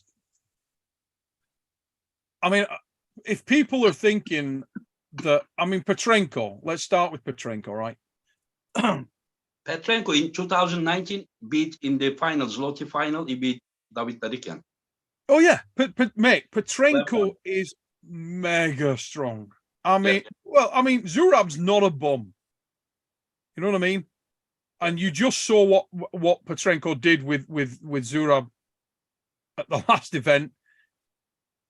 And with all due respect to Zurab, it was like, it's just a. Trust me, even if John didn't find the pronated out way, but somehow he would just turn, he would, trust me. Oh, listen, if you remember, okay, before the match with John and Petrenko, we spoke about this. And if you recall, I said that I thought John would win that match because stylistically, I said he'd win at a canter, he'd win with ease, control. Because no disrespect to Petrenko, but he is tailor-made for John. But he may beat guys that can beat John. Do you understand what I mean? I understand. Yeah. It's just that he's perfect for John. If I was going to design a guy to beef up John's resume, I'd pick that dude. He's perfect for John. It's like, oh my God, John's going to love this. There are other guys. Curdy Galley's one of them. That when we were speaking beforehand, that I said Curdy Galley's tough. That's a bad man for John because stylistically, it's not good for John. The knuckles high guys are problematic because of the style John pulls in.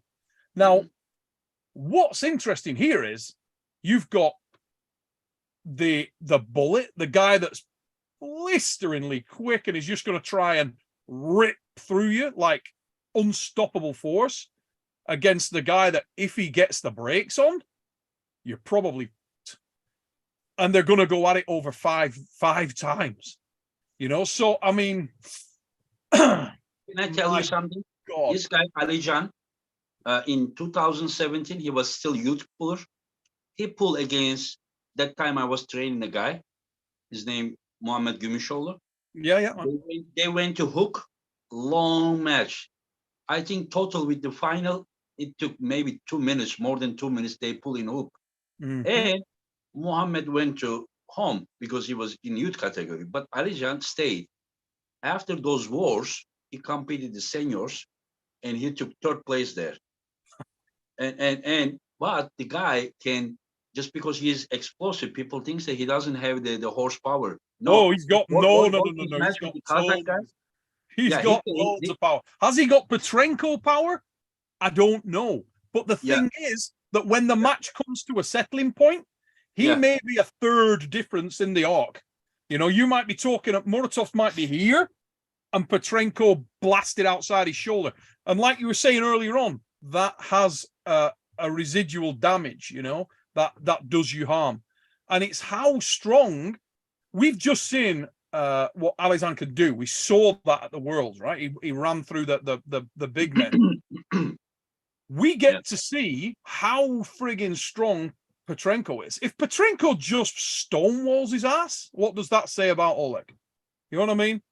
That's like, everybody's like, holy again, there's the statement of levels.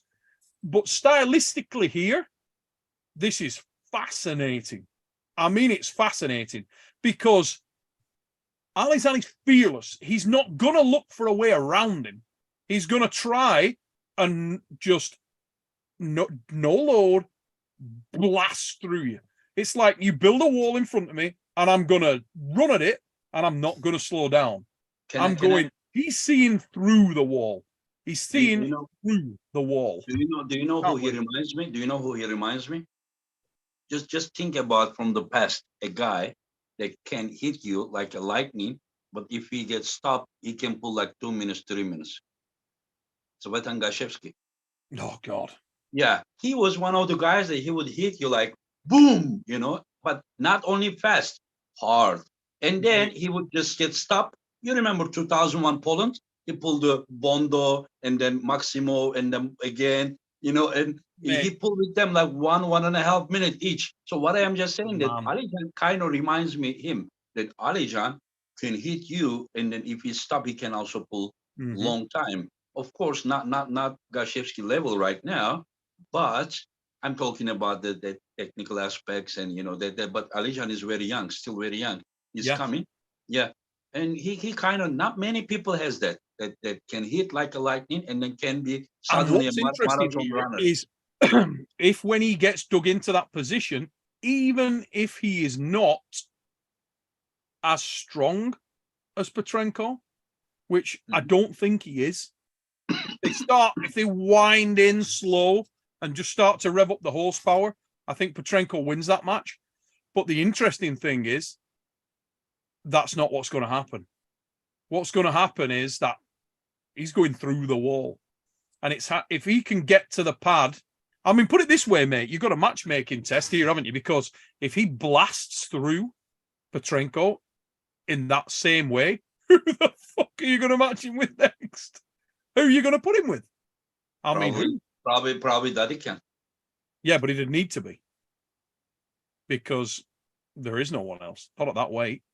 No, I mean, we will find that one, Prudnik, there are some guys, but for now, this is good for start, Neil. Like people says that, where is this guy? Where is that guy? I mean, come on, I can't bring everyone all to like 50 matches at once, but we are starting building something. And then after that, there will be challengers, there will be challengers. So on who your money is? I am going to go with Petrenko. So you are saying that Petrenko eventually will stop him, and exhaust him, and win him? Yeah, I am gonna go with Petrenko, but I won't be in this situation. It won't be one that if it's the same as the Nerdalek situation. You know what I mean? In terms of like, if Alizan was to crush Petrenko, bam, bam, bam, I wouldn't be like, oh, wow, that couldn't happen. No, it couldn't happen. Muratov's got that much drive. He may just put it to sleep. I just feel like if the brakes go on, and when the brakes go on, I feel like Muratov won't stop, won't give it up, and think he's served into the net and go again. I think he'll anchor down and try and finish the match. I really hope so. And I hope it turns into a screamer. I actually think he might take a pin like that. But from doing so, maybe that slows him down. The counter argument to that is that it does as much damage to Oleg as it. Yeah. Yes, because what happens that while you can activate like 60% of your power, the guy is hitting 100 all the time. Yes. You may get like damaged, Yeah, you're So, right. well, I was saying earlier, the real interesting point for me here is I don't believe that Alizan is as strong if they're wound in slow, but that's not what's going to happen. Muratov's going to hit him at a frigging 100 miles an hour. By the time Oleg gets the brakes on, in my mind, I would imagine he's in the extreme lower third. Mm-hmm. And it's how much damage. Number one, can he pull him back up from there? Number two, how much damage does it do to him to do that? And that's what's fascinating here. We will see. Yeah, and the good thing is about these matches, we are finding out a lot of answers Yes. that, you know, we would never think about it. But then No, now we without are the having our answers. complexity, and that's why I love supermatch arm wrestling, because it's pure. We don't have, but then he ran into the Turk or the Bulgarian or the Georgian or it's last round he had 2 minutes with this match. correct. He was exhausted, he was tired. There is no excuse. This time the guys know they're pulling, they know how they pull. Let's fucking go. Okay, let's go now to the next one. Corey West versus Arif Ertem. Jesus. And another one that is gonna be, this is hard, both guys are good with side pressure. One is wrist based, the other one is pronator based. So I see real lanes for both guys here. This is hard because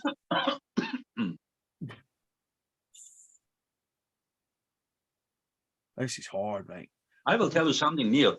It is totally about this kind of thing. It is totally up to the strength. You and I, we all know the possibilities, but the last word is gonna be said by their power, that their strength, their shape today. So, but I can see Arif is just a little bit dropping here and then hitting him sideways quickly, or he may hook in Arif's pronator and not allowing him. So both scenarios is possible, but the strength, you know, we don't know their shape. And this is right arm, isn't it? This match, it is right arm. Yeah, right arm. Oh, bloody hell!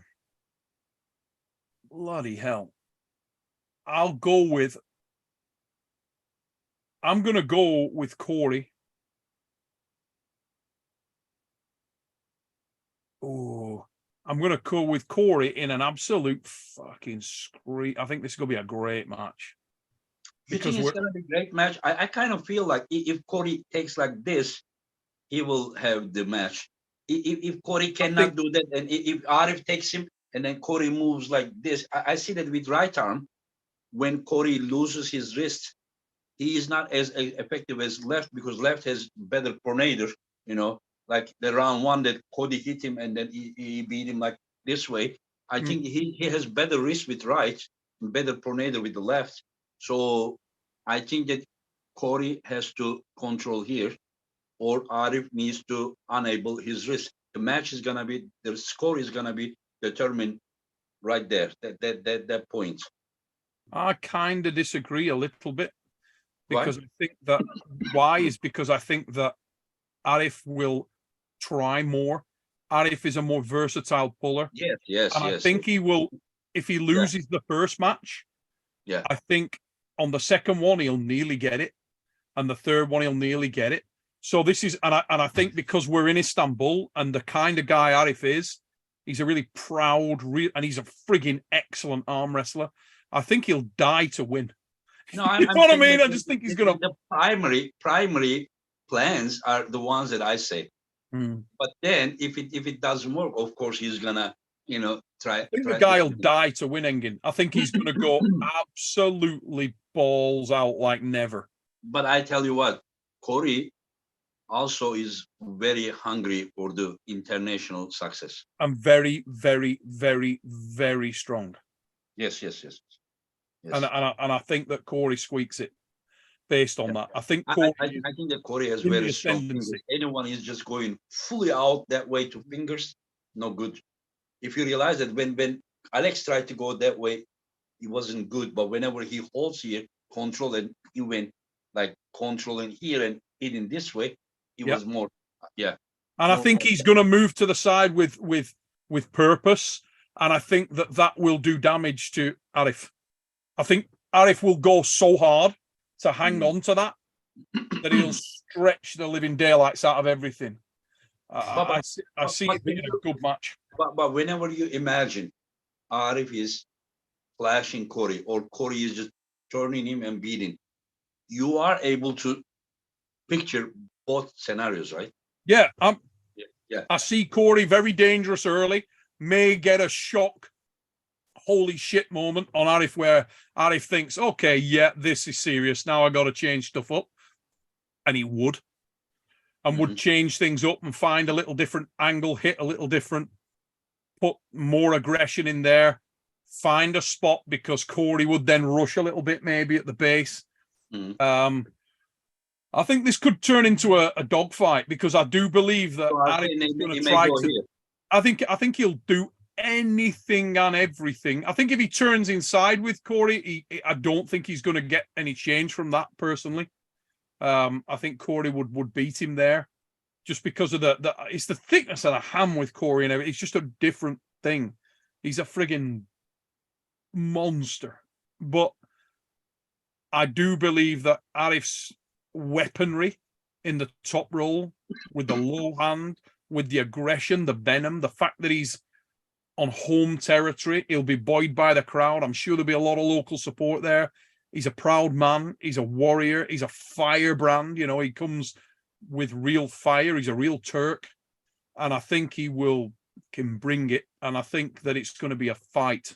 Usually, I'm not saying every time, but usually the way to beat Arif was to somehow take his hand. Once Arif has his own wrist, he is very strong. Very strong. Very strong, yeah.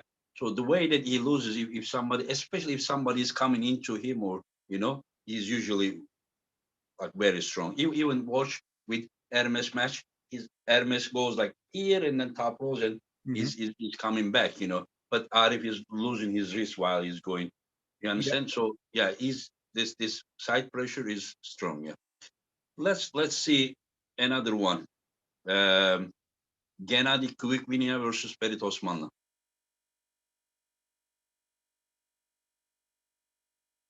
You know the story, right? Gashevsky and Ferit had to sleep on the airport. Yeah, and yet the event before, Farid looked iron.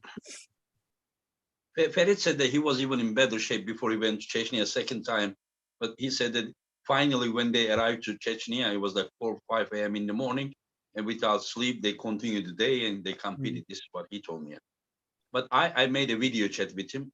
He was really in the airport, you know. He was just with the luggage, you know, with him, you know. I think the other thing is with that you've got to look at with this match is that both men are highly experienced. I mean, really experienced. I think that Ferit has to believe in himself. I think sometimes if Ferit has a weakness, it's not in the arm. It's that he sometimes can doubt himself a little. I think Ferit is better than he thinks he is. But do you know why it is? When you remember the Ferit, the best of Ferit, where do you remember him mostly? Here, mostly in a hook, yeah. Yeah. So that is the game that he knows from A to Z. So the reason that he developed this is because, like, right now he said that his pain is gone, but he didn't have time to better heal right now. Yeah. But so it is still, you know, like not A to Z for his top roll, same as that. So well, you preempted where I was going to go with this, because I think for me, Gennady's going to target that. He knows that, and he's going to try and take the match there. And I think he can do it a number of ways. And a lot of this is going to come down to mental strength, I think.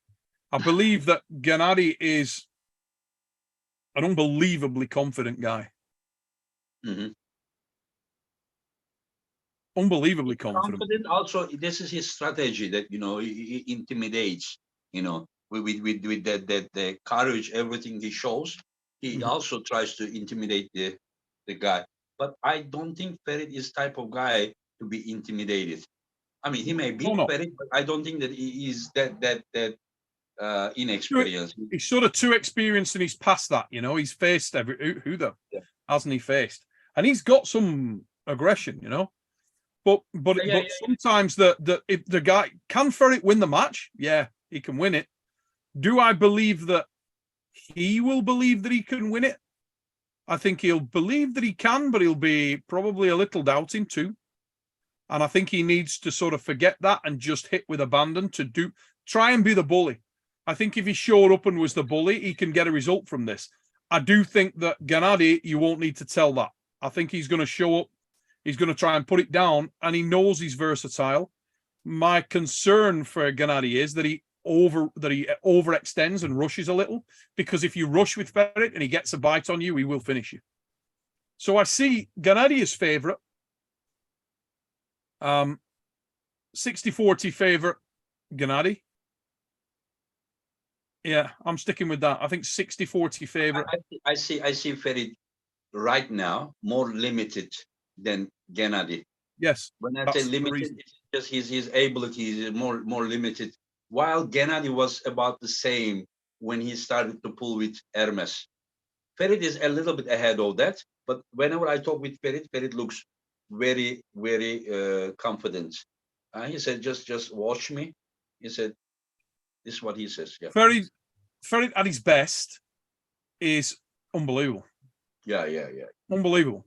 I don't know he's there yet. I think he looks fit, and I think he's on a journey. And the biggest thing, if I was talking to Ferret privately, I would say, look, mate, don't put pressure on yourself here. If it goes your way, great. If it doesn't, don't overthink it. Just keep on the journey. Keep on the path you're on, and it won't be long. Ferret can be right there again, but he needs to just keep believing in himself and keep building the blocks, because he's been there before and he can be again. He's a great arm wrestler. Yeah. And Craig Tuller, David Samusha.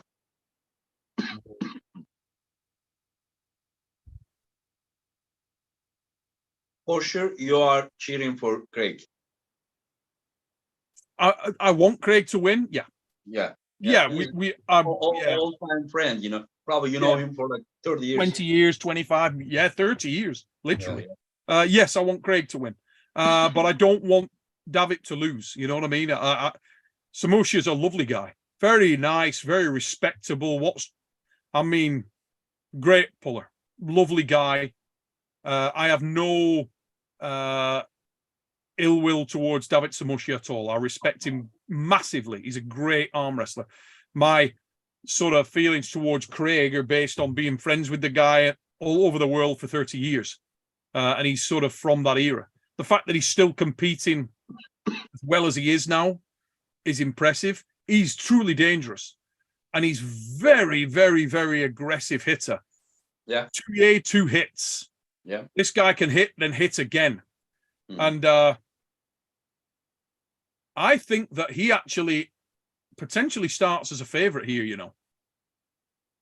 in the mind of a lot of people. I think that might be a mistake. I think he's got to arm wrestle like the weakest man in the room. I think David Samusha is stronger than most people think. I think because Paul got a result against him, that there'll be a lot of confidence from North America, and they'll really believe that Craig is a heavy favorite. And I'm going to say that he isn't. I think it's Paul was about 30 pounds heavier than David. Yeah, and it was David's returning match. Correct. After the pandemic, and the match was very close. Very close. But I think that Samusha is a. I will also tell you something. For the rest of the world, Samusha will be the favorite here. Yeah, but since that time, I think Paul also improved. Oh, yeah, without a doubt. Yeah. But if we forget Paul and focus on Craig, I think that Craig is not the favorite in this match. I think that Craig has to arm wrestle like the weakest man in the room. He has to be elusive. I think he don't try and bully David. Don't try and get into a drawn out battle, because if you do, you lose. Because Samusha is very, very strong in those long, drawn out dogfights. That's what he does best. I think where Craig can win is finesse, speed, aggression, fury. Just finish the thing. Put it to bed. Don't get drawn into dogfights. Just put the thing away. Get rid of it. Samusha is dangerous. So you are saying that David has the edge? Yeah, David is in my mind, David is the favorite. I think a lot of the world in North America will see Craig as a heavy favorite, and Craig has some real momentum and he's pulling really, really well. I personally think that Craig is, for a number of reasons, the underdog. And I think that he needs to wrestle really intelligently. I think Craig needs to bring his technical game to the fore. I think if and I'll tell Craig that when I see him, I think that he should focus on trying to out arm wrestle this lad. Use the experience. Use that 30 years, put it to good use here. Imagine you're arm wrestling a man that is stronger than you when this match stops. And if Craig does that, he can win. Mhm. Okay, let's go Rustam Babe versus Pauline.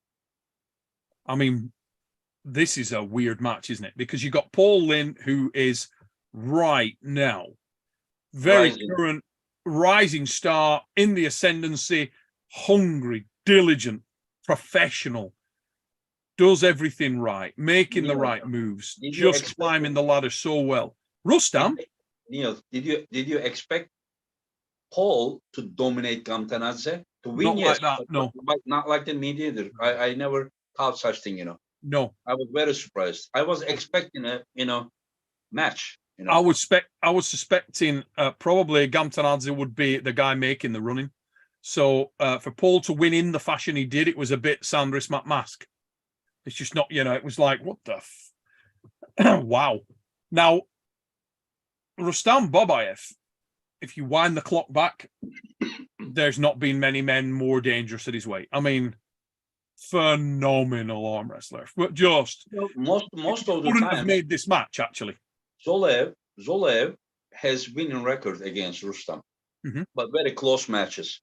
Yeah. But most of the times, Rustam was more dangerous for his category than Zolev was. Correct. Because Rustam's hand and wrist ability was more dangerous for top rollers. He had better hooking ability. Zolev also very strong too. But Zolev was depending on his wrist alone, while Rustam was applying an inner side pressure and really crushing your arm, that way as well. A very strong hand. So Rustam may be even more dangerous. I don't know. Yeah, no, for the top rollers against top rollers. Yeah. Right now, I don't know where Rustam is at. Now we don't know. Right now we don't know. I understand. Yeah. Somebody was asking what's his weight. If you'd have made this match 10, 15 years ago, I wouldn't have put Paul with Rustam yet. I don't think he's ready yet for that guy. 10, 15 ready years for the guy that's coming. Only like 4 years ago he pulled touchings. Yeah, that Rustam, even from the top 8, I mean top 8, Rustam lost, yes, but he was pulling in a super heavy category. Yeah. Friggin' giants. But but I haven't seen enough of or know. I mean, some of the guys, Club Torture, the guys over there, they're training with him. He's pulling with the likes of Paul Maiden and the crew at Club Torture. He may be mega, but there's nobody in that club that's Paul Lynn. If Paul Lynn rolls up at Club Torture, he goes through that club. He just does. So this is a different level. I don't know where Rustam's coming in at. I don't know how tested he is at this level. I really don't know. If Rustam comes in and is Rustam is a heavy favorite. Can I ask you something? Don't you think that Paul may have better cupping ability than Tatachins? He has better cupping ability. Yeah. Because the way that he hooked John, I asked John, did you go there or he hooked you? He said, no, he just hooked me. Yeah, because he explodes hard to the side. Same with Rambets. That guy is very explosive. The one thing I would say there, though, Engin, is just as a counter shot, John, in my opinion, John is being honest with you. He's not lying, but I think John tempers his aspiration and his approach to a match based on who he's arm wrestling and where his confidence is at. It's almost like what I was saying a moment ago with the Craig Touye thing. John can go up gears subconsciously. And make himself more difficult to get a hold of, and he can do that subconsciously.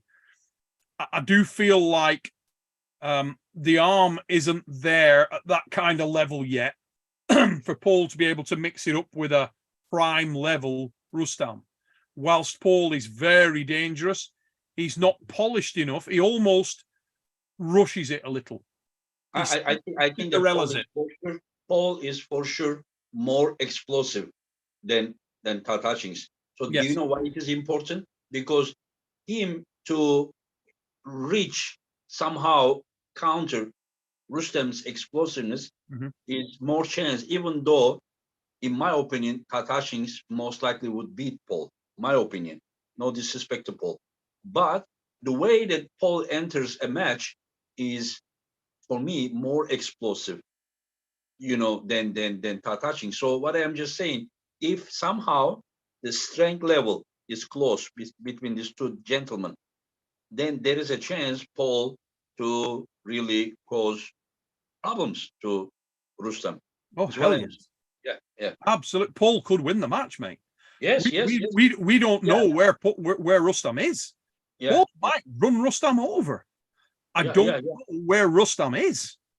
It's No, hard no. to. Many people are thinking that that it's like it's not gonna be. But we need to understand one thing: this Rustam guy, very smart, Oh, he's a great puller. very, very experienced. Just I mean, you can only show a few guys in the world at that level. That this guy, I mean, just ran through everyone for like a decade. The other thing is he Yeah. disables a number of Paul's primary advantages against a lot of Paul's opponents. The explosivity you spoke about a minute ago. If Paul's an 8, Rustam's a 9. You know what I mean? So if Rustam brings that, which I imagine he would, at least that element, that makes it a more difficult match straight out of the gates for Paul, because Rustam is used to pulling big men and used to making a long arm from a short arm and Mhm. finding where he needs to get the match to be. Then once he gets to that position, the short arm does him all the favors in the world against 90% of people. Now, Paul is an extraordinarily good talent, but he's yet to be refined and polished. Paul's next stage is to get to the very confident in a resting position, and arm wrestle confidently and don't rush. Settle down, take a breath and calm yourself and learn to get into the drawn out matches. The one criticism I would make of Paul is that sometimes he is, because he's at that stage of his career and he's such a competitor, that he can rush for the pad, and there is an opportunity for him here to take something away from this match, win or lose, in that if he can settle himself and have almost more confidence in his ability and his power, Paul can be something very special, in my opinion. He's Mhm. very, very, very strong. Yeah, I don't by think the way, Paul's close to the finished article yet. I think he's like, if you're looking at 100% dial, I think Paul is 55, 60 of his potential. I think he's got huge headroom. I think Paul can get a lot better yet. If he has 100, he's 55, 60. I don't think it's more. If he's already 55, 60, if somehow he reaches 100, he should be pulling low on. I think I it's don't more. agree. I think that Paul's still very raw technically. When you see Paul in bad spots, he I understand, but panics. I don't think that he can get that much or better. I don't think he can get that much stronger, Engin, but I think he can get that much better. I really do. Yeah, technical aspect, yes. That's what I'm talking about. But I will also tell you one thing. He's After strong. He's an certain age, athlete. that like let's look at the guys who started after certain age. Mm-hmm. They are technically never becomes like so smooth, like you don't see the guy who started late. You don't see them reaching like compared to the guys who started as a teenager. Yeah, And I you agree. understand? Yeah. Anyways, by the way, my channel is demonetized, right? Why? For what? For already like 10 days or 2 weeks because um, they said reuse content. And I said on my channel, only the interviews that I have and the videos from the event that I organized. Mm-hmm. And they said that, oh, it doesn't mean the copyright. It said reuse. We see the same content, some other places. And I said, if you see my content at some other places, then you should be asking them, even though I give permission to, some people about certain level, I say 1 round from each match for each Mhm. video. They can have 10 matches from East versus West, but not all full match from one. You understand? Like, Yeah. yeah. But they say, oh, you need to make a 5 minutes video, and I was like, okay. Like 2 weeks, I'm lazy. I didn't even make the video. I'm just kind of getting sick of it, tired. This is the third time they are doing. I am sharing everything original, whatever I organize and whatever I do interview on my Yep. channel. There is nothing else. I don't know why it is. Anyway, so okay, let's go. Let's go now. Okay, uh, Corey West versus Ferit left arm.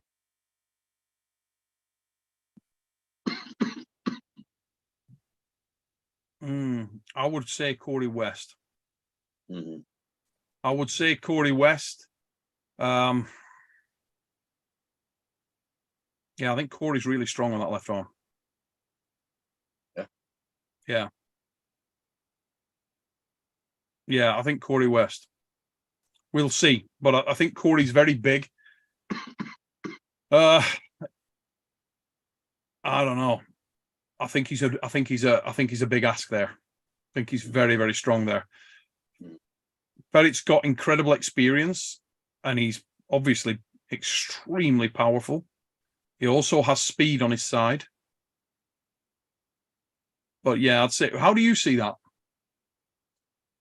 I mean, I can see the possibilities, but Mhm. it is the strength, like we know that their ability to move, what to do, but it depends, whatever they apply and what they are facing when the strength hit each other, then we do not know exactly, like, where the strength level. Mhm. I can see that Corey is going through. I can see that Ferdi is just coming here, speeded and just hit him and just stop him here, and then tiring him and beating him, or somehow Ferdi to go and then Corey to.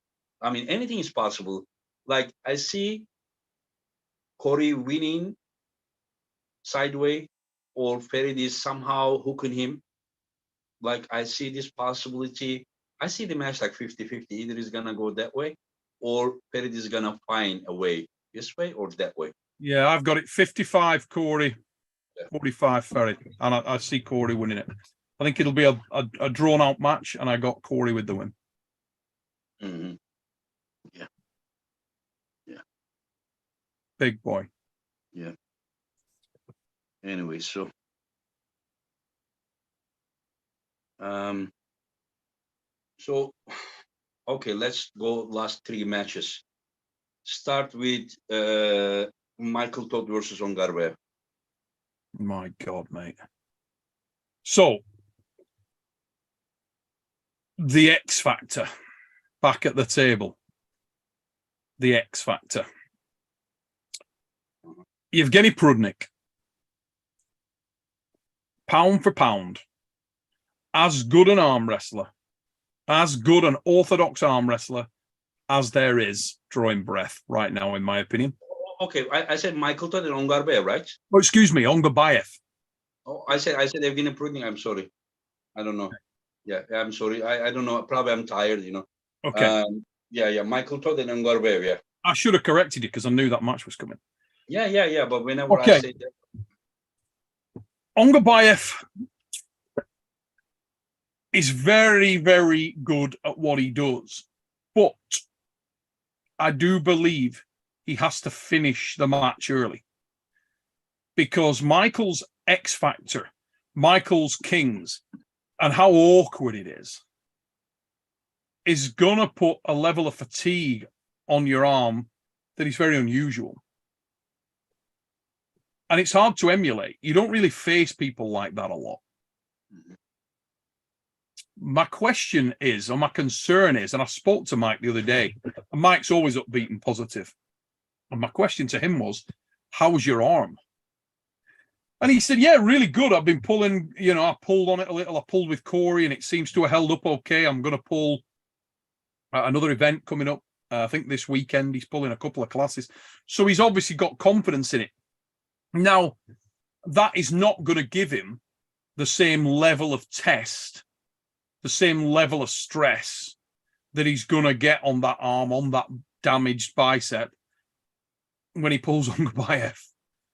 Because Kurdigali is exceptionally strong. Kurdigali's got to get around the arm, he's got to hit, he's got to take command of the hand and wrist, and then he's got to come around and he's got to jump on it and press. And I don't know whether he can do that with a great deal of confidence. It's not really his skill set. Anything hanging out and going backwards, I see that he may take a pin early. He may take 2 pins.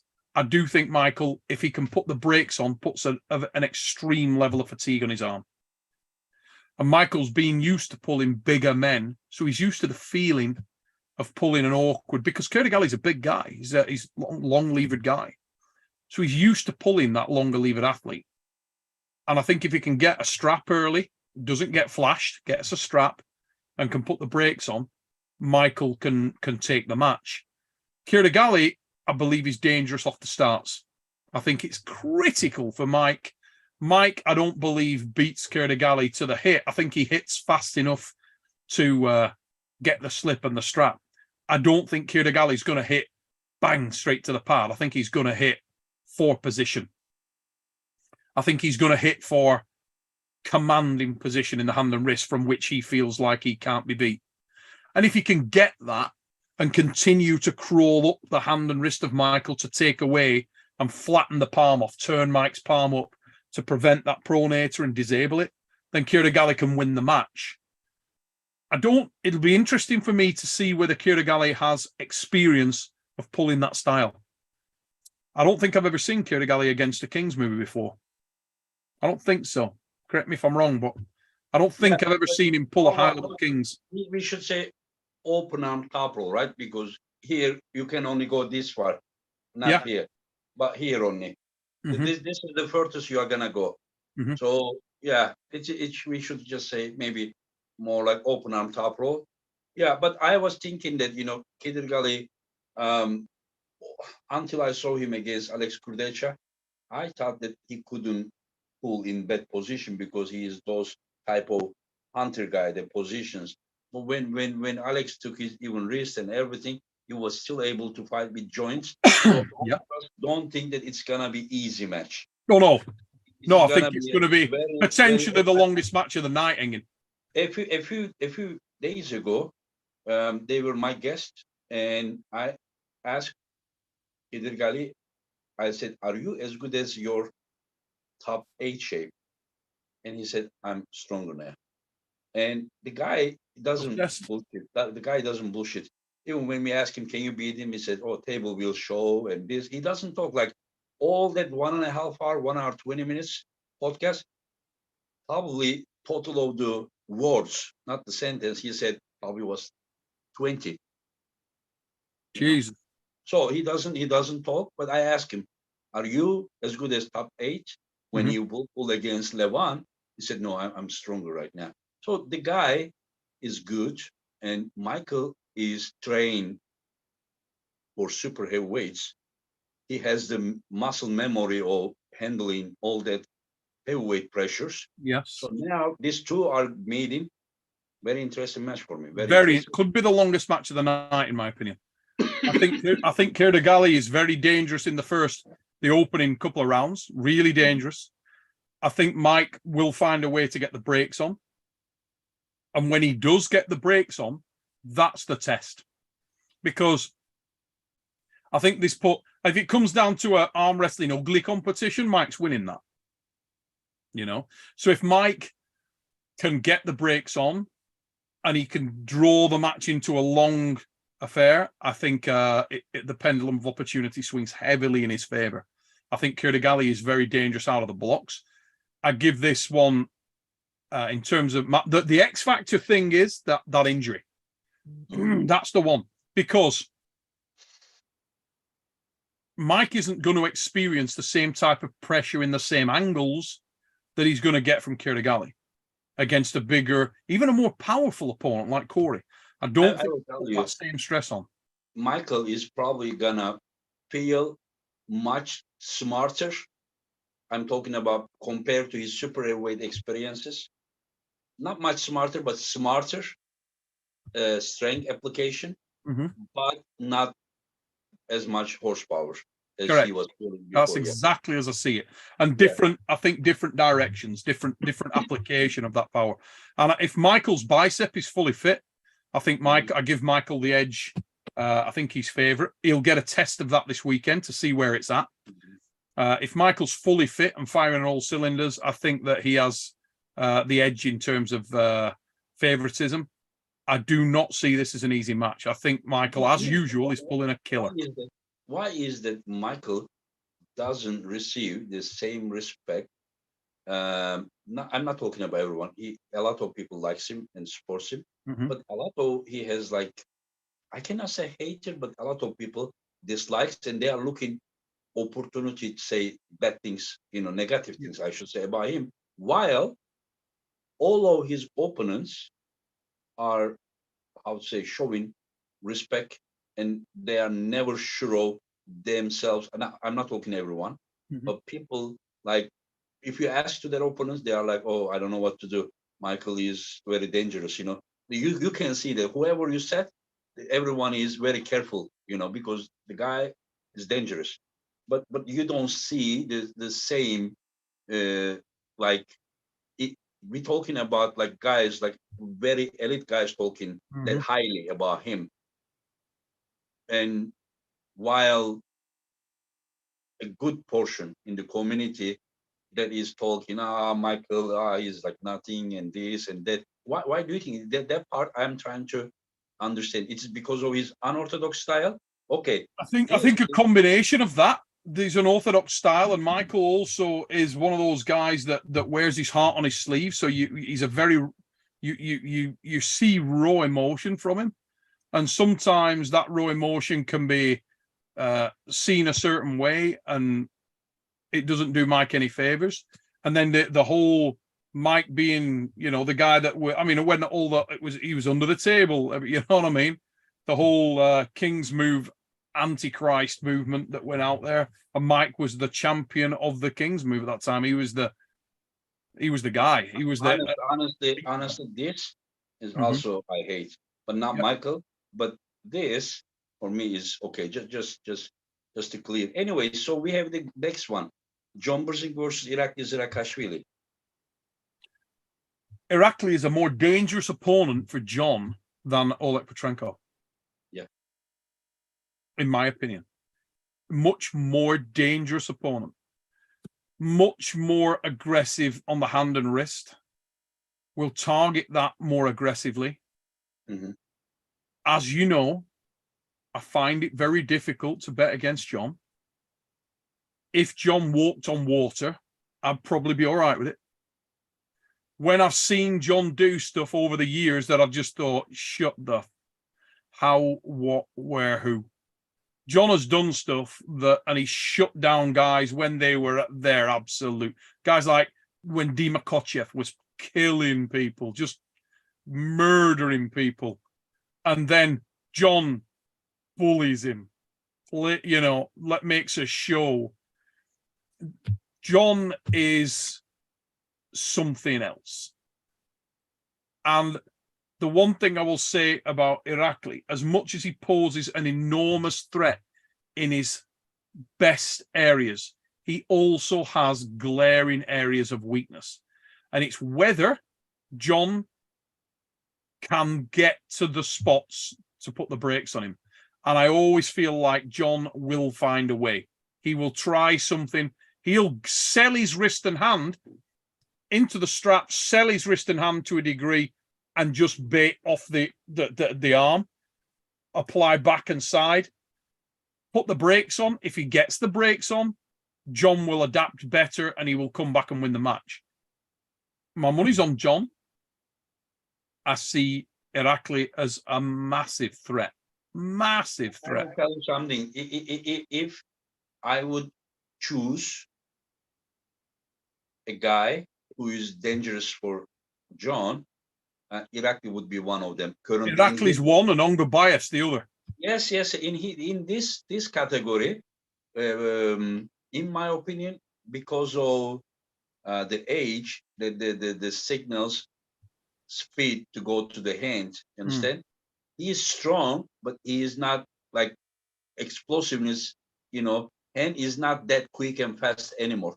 So these guys are hitting exactly there, and their specialty is this. So that is why this guy is one of the most dangerous guys for John. When we spoke before John pulled Kurdigali, and we were on the Yeah. phone, and you said, "What do you think, Neil?" And I said, "Whoa, Kurdigali's dangerous." Now I know John was ill, and I actually want to see that rematch. Yeah, why not? I really want to see it, but I wasn't surprised when Kurdigali gave him major problems because stylistically, he's problematic match for John. When we spoke about Petrenko, I didn't see that threat. I do see the threat from Zirikashvili. I do see Irakli being a dangerous match. Stylistically, that venomous, explosive top roll is hard to get hang of. Something. Neither John or Irakli can control each other's pronator only with wrist power. That is too much for John and too much for Irakli, the hands. So it is gonna be more like the outside versus outside. But during that outside, if the position is equal like this, flat wrist, John wins that match. John wins that one with the more experience. Remember Liliev and John in Turkey. Yeah. Once he stop here and they turn. Then when he stops, he can sell his own wrist, he can drop his own wrist, and he can pull from anywhere. The guy's ability in a so what I'm just saying that bad position is second to none. Should not focus only top roll and John. He needs to focus on having some control. He needs to have integrity in that hand and wrist. Yes, but if John flattens his wrist like this, he's fucked. That match is over because John's side pressure is, and his muscle memory, his experience about that kind of pulling is better. No matter what his right now current form is, he needs to have some of here, some. If he top rolls John's totally, John is like this, he wins. If John top rolls him, he wins. If the match is equally like this, John still wins. But as you realize, when Ongarbayev and John pulled, it was not like flat, but Ongarbayev had some risk. So if Irakli can put John into that position, it will be hard. And I think John will do at some stage. I think John gets the brakes on, and I think that's how he wins the match. John 60-40. So you are saying John is gonna win? Yes. Yeah. Okay. The bad part about this East versus West predictions, I can't really say everything I want to say. I know. Yeah, because I'm organizer. Anything I say will be taken wrongly, especially by the haters. So Jerry Caderet and Sweatko. So you are saying I'm sure you are saying that it's a stylistically bad matchup for Georgi Sweatko, which almost everyone, including me, agrees. But Georgi is not planning to do this. No, I think he's going to hit him in the hand. He's training to go in the way that to beat Jerry. But you to plan that, you to train for that, it doesn't automatically mean you're gonna win. Just because you train in there, it doesn't mean. So I don't know if this short time, 2 months notice is enough for Georgi to do something. But while we talk this, the guy is training with Sashot, the guy is training with Krasimir and Bojidar. When you talk about each of these guys, of course, they are not close to Jerry, but when you train with these guys one after another, type, and they train to the right areas, and I see that his shape is big, he's huge, Oh God. Yeah, he's huge, and yes, like on the paper, Jerry looks favorites, but okay, you go now. I pretty much endorse everything you just said. Svetkov is pulling with George is pulling with a stable of killers. I think that Jerry Caderet is the most difficult arm wrestler for a super heavyweight to face in the world. I think he's inimitable individual. You cannot do in training what that guy does. You just can't. And it's hard to find someone to effectively train yourself with that's going to in any way emulate what we're going to see from Jerry. I believe that Jerry guts the match out and wins it. I believe that George is dangerous. I struggle to see him as a favorite in this. I think he's much more of an orthodox arm wrestler, and he beats some guys that might beat Jerry, but I don't think he beats Jerry. I don't find him explosive enough. And I think that Jerry's beaten a more difficult man, in my opinion, in Gennady. I think Quick Vina is a stronger man than Georgie, a more versatile man than Georgie. As an outside skill, only outside skill, not as a complete aspect. Do you think Gennady is better than Georgie? Well, outside? Yeah. No. Pure outside? No. But that's not what's going to happen. And I. You are saying that that's not the way to beat. Yeah. No. This is what Gennady said last night. Gennady said Georgie better win quick. Once he said that Jerry put, I asked, I said, Gennady, before your match with Jerry and after your match, Jerry, your opinion changed about Jerry? He said yes. He said before the match, he said I was in very good shape. He said I wasn't expecting him to be that strong. He said, but once he said that I pulled him, if I knew what I know now, he said he would directly go inside with him from the round one, which is what he should do. Yeah. I mean, and that in itself poses problems, but he said he underestimated him. And then he said Jerry is much stronger than he expected. And he puts Jerry in the top 4 in the world. Jerry's mega strong. He said that Levan is by far winner in the ranking. And he said Hermes, Jerry, and Morozo, he said that these are top 4 after Levan. He said that he doesn't know. They are very close to each other. This is Kennedy's opinion, you understand? And that is what exactly he said, yeah. Yeah, and it's there's some validity to that. That I do feel like Jerry wins this match on the unorthodox factor. You got to remember also Jerry has exceptional endurance. Yes. If you put, except you look at Jerry, and sometimes you're like, okay, Jerry may die during this match because the motherfucker goes purple. Last match I was genuinely concerned about Jerry and Wagner Bortolato. I thought, okay, someone might die. Unbelievable. Both guys blacking out. Look like, have we got anybody here with a defib? Because there's something bad happening. But Jerry's commitment to go past that red line, just, a 3 minute, 6 minute, 10 minute, however long you got, he will outgut you, he will outlast you. He's done it many times. I have a very critical question for you. A lot of people, I can say that most of the people respect your opinion, including myself. Anyone who knows arm wrestling respect your opinion. I hope so. I ain't seen the chat.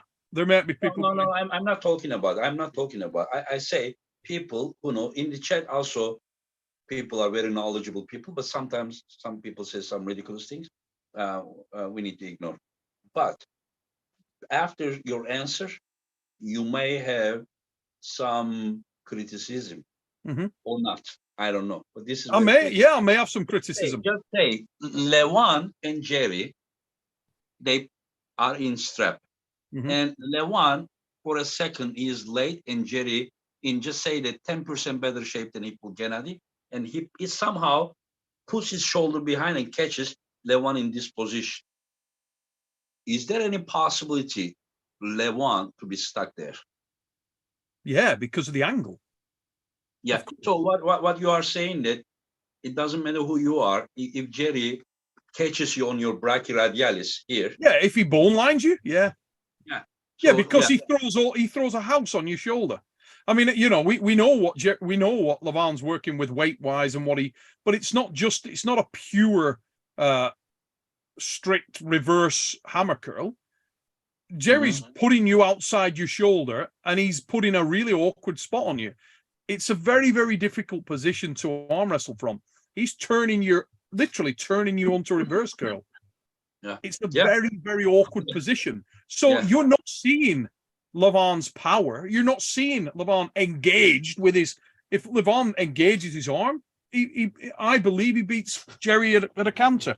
But we're not talking about a straight up match, but the pressure that Jerry can apply in his sweet spot pins anyone.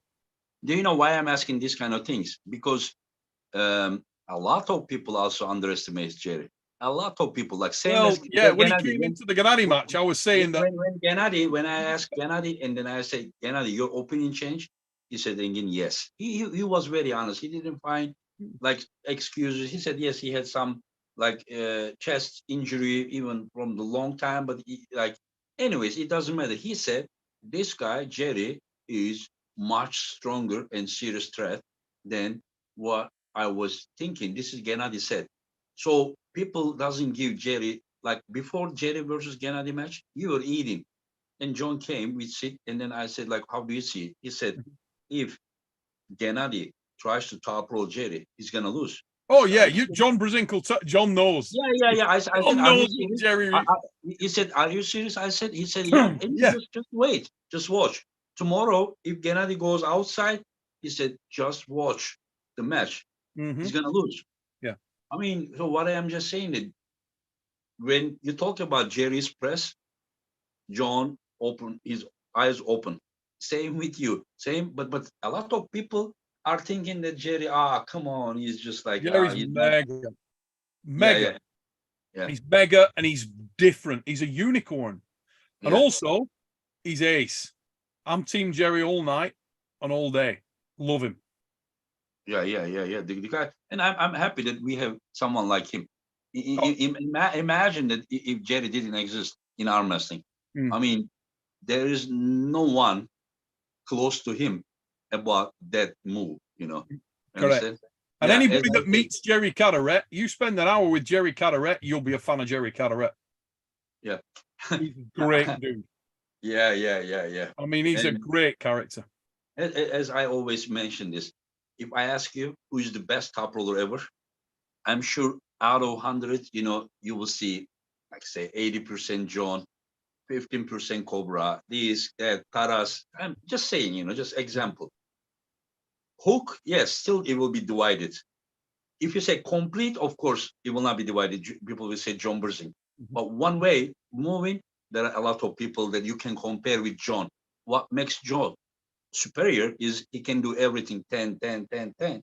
While one guy does this 10, the other move is 7. You understand? Yeah. So that is the difference. But about if you ask who is in the history the best dead wrist shoulder press, not close. 100 out of 100 will tell you it's Jerry Carteret if they know about arm wrestling. If they don't know about arm wrestling, I understand. You know, Jerry is mega. Yes, he is the press. Yeah. And we are lucky to have him. Yeah. Because it is giving us a challenge, you know, another challenge to defeat. You understand? He's a fascinating character, Jerry Carteret, and he's always been underrated. I've sort of been a bit of a champion of Jerry for a lot of years. People who watch The Fix will know I rate Jerry very, very highly. Yes. Very highly. I predicted him to win the match with Gennady. What a great match. And that's saying something, because Gennady Quickvinia, that match was what I thought that match would be and could be. I thought it would be a war. I set that match up in the WAL. If COVID had not hit, that match was coming in WAL. Oh, Gennady Jerry? Yes, it was set. Anyway, so do you realize that we have been chatting for 2.5 hours?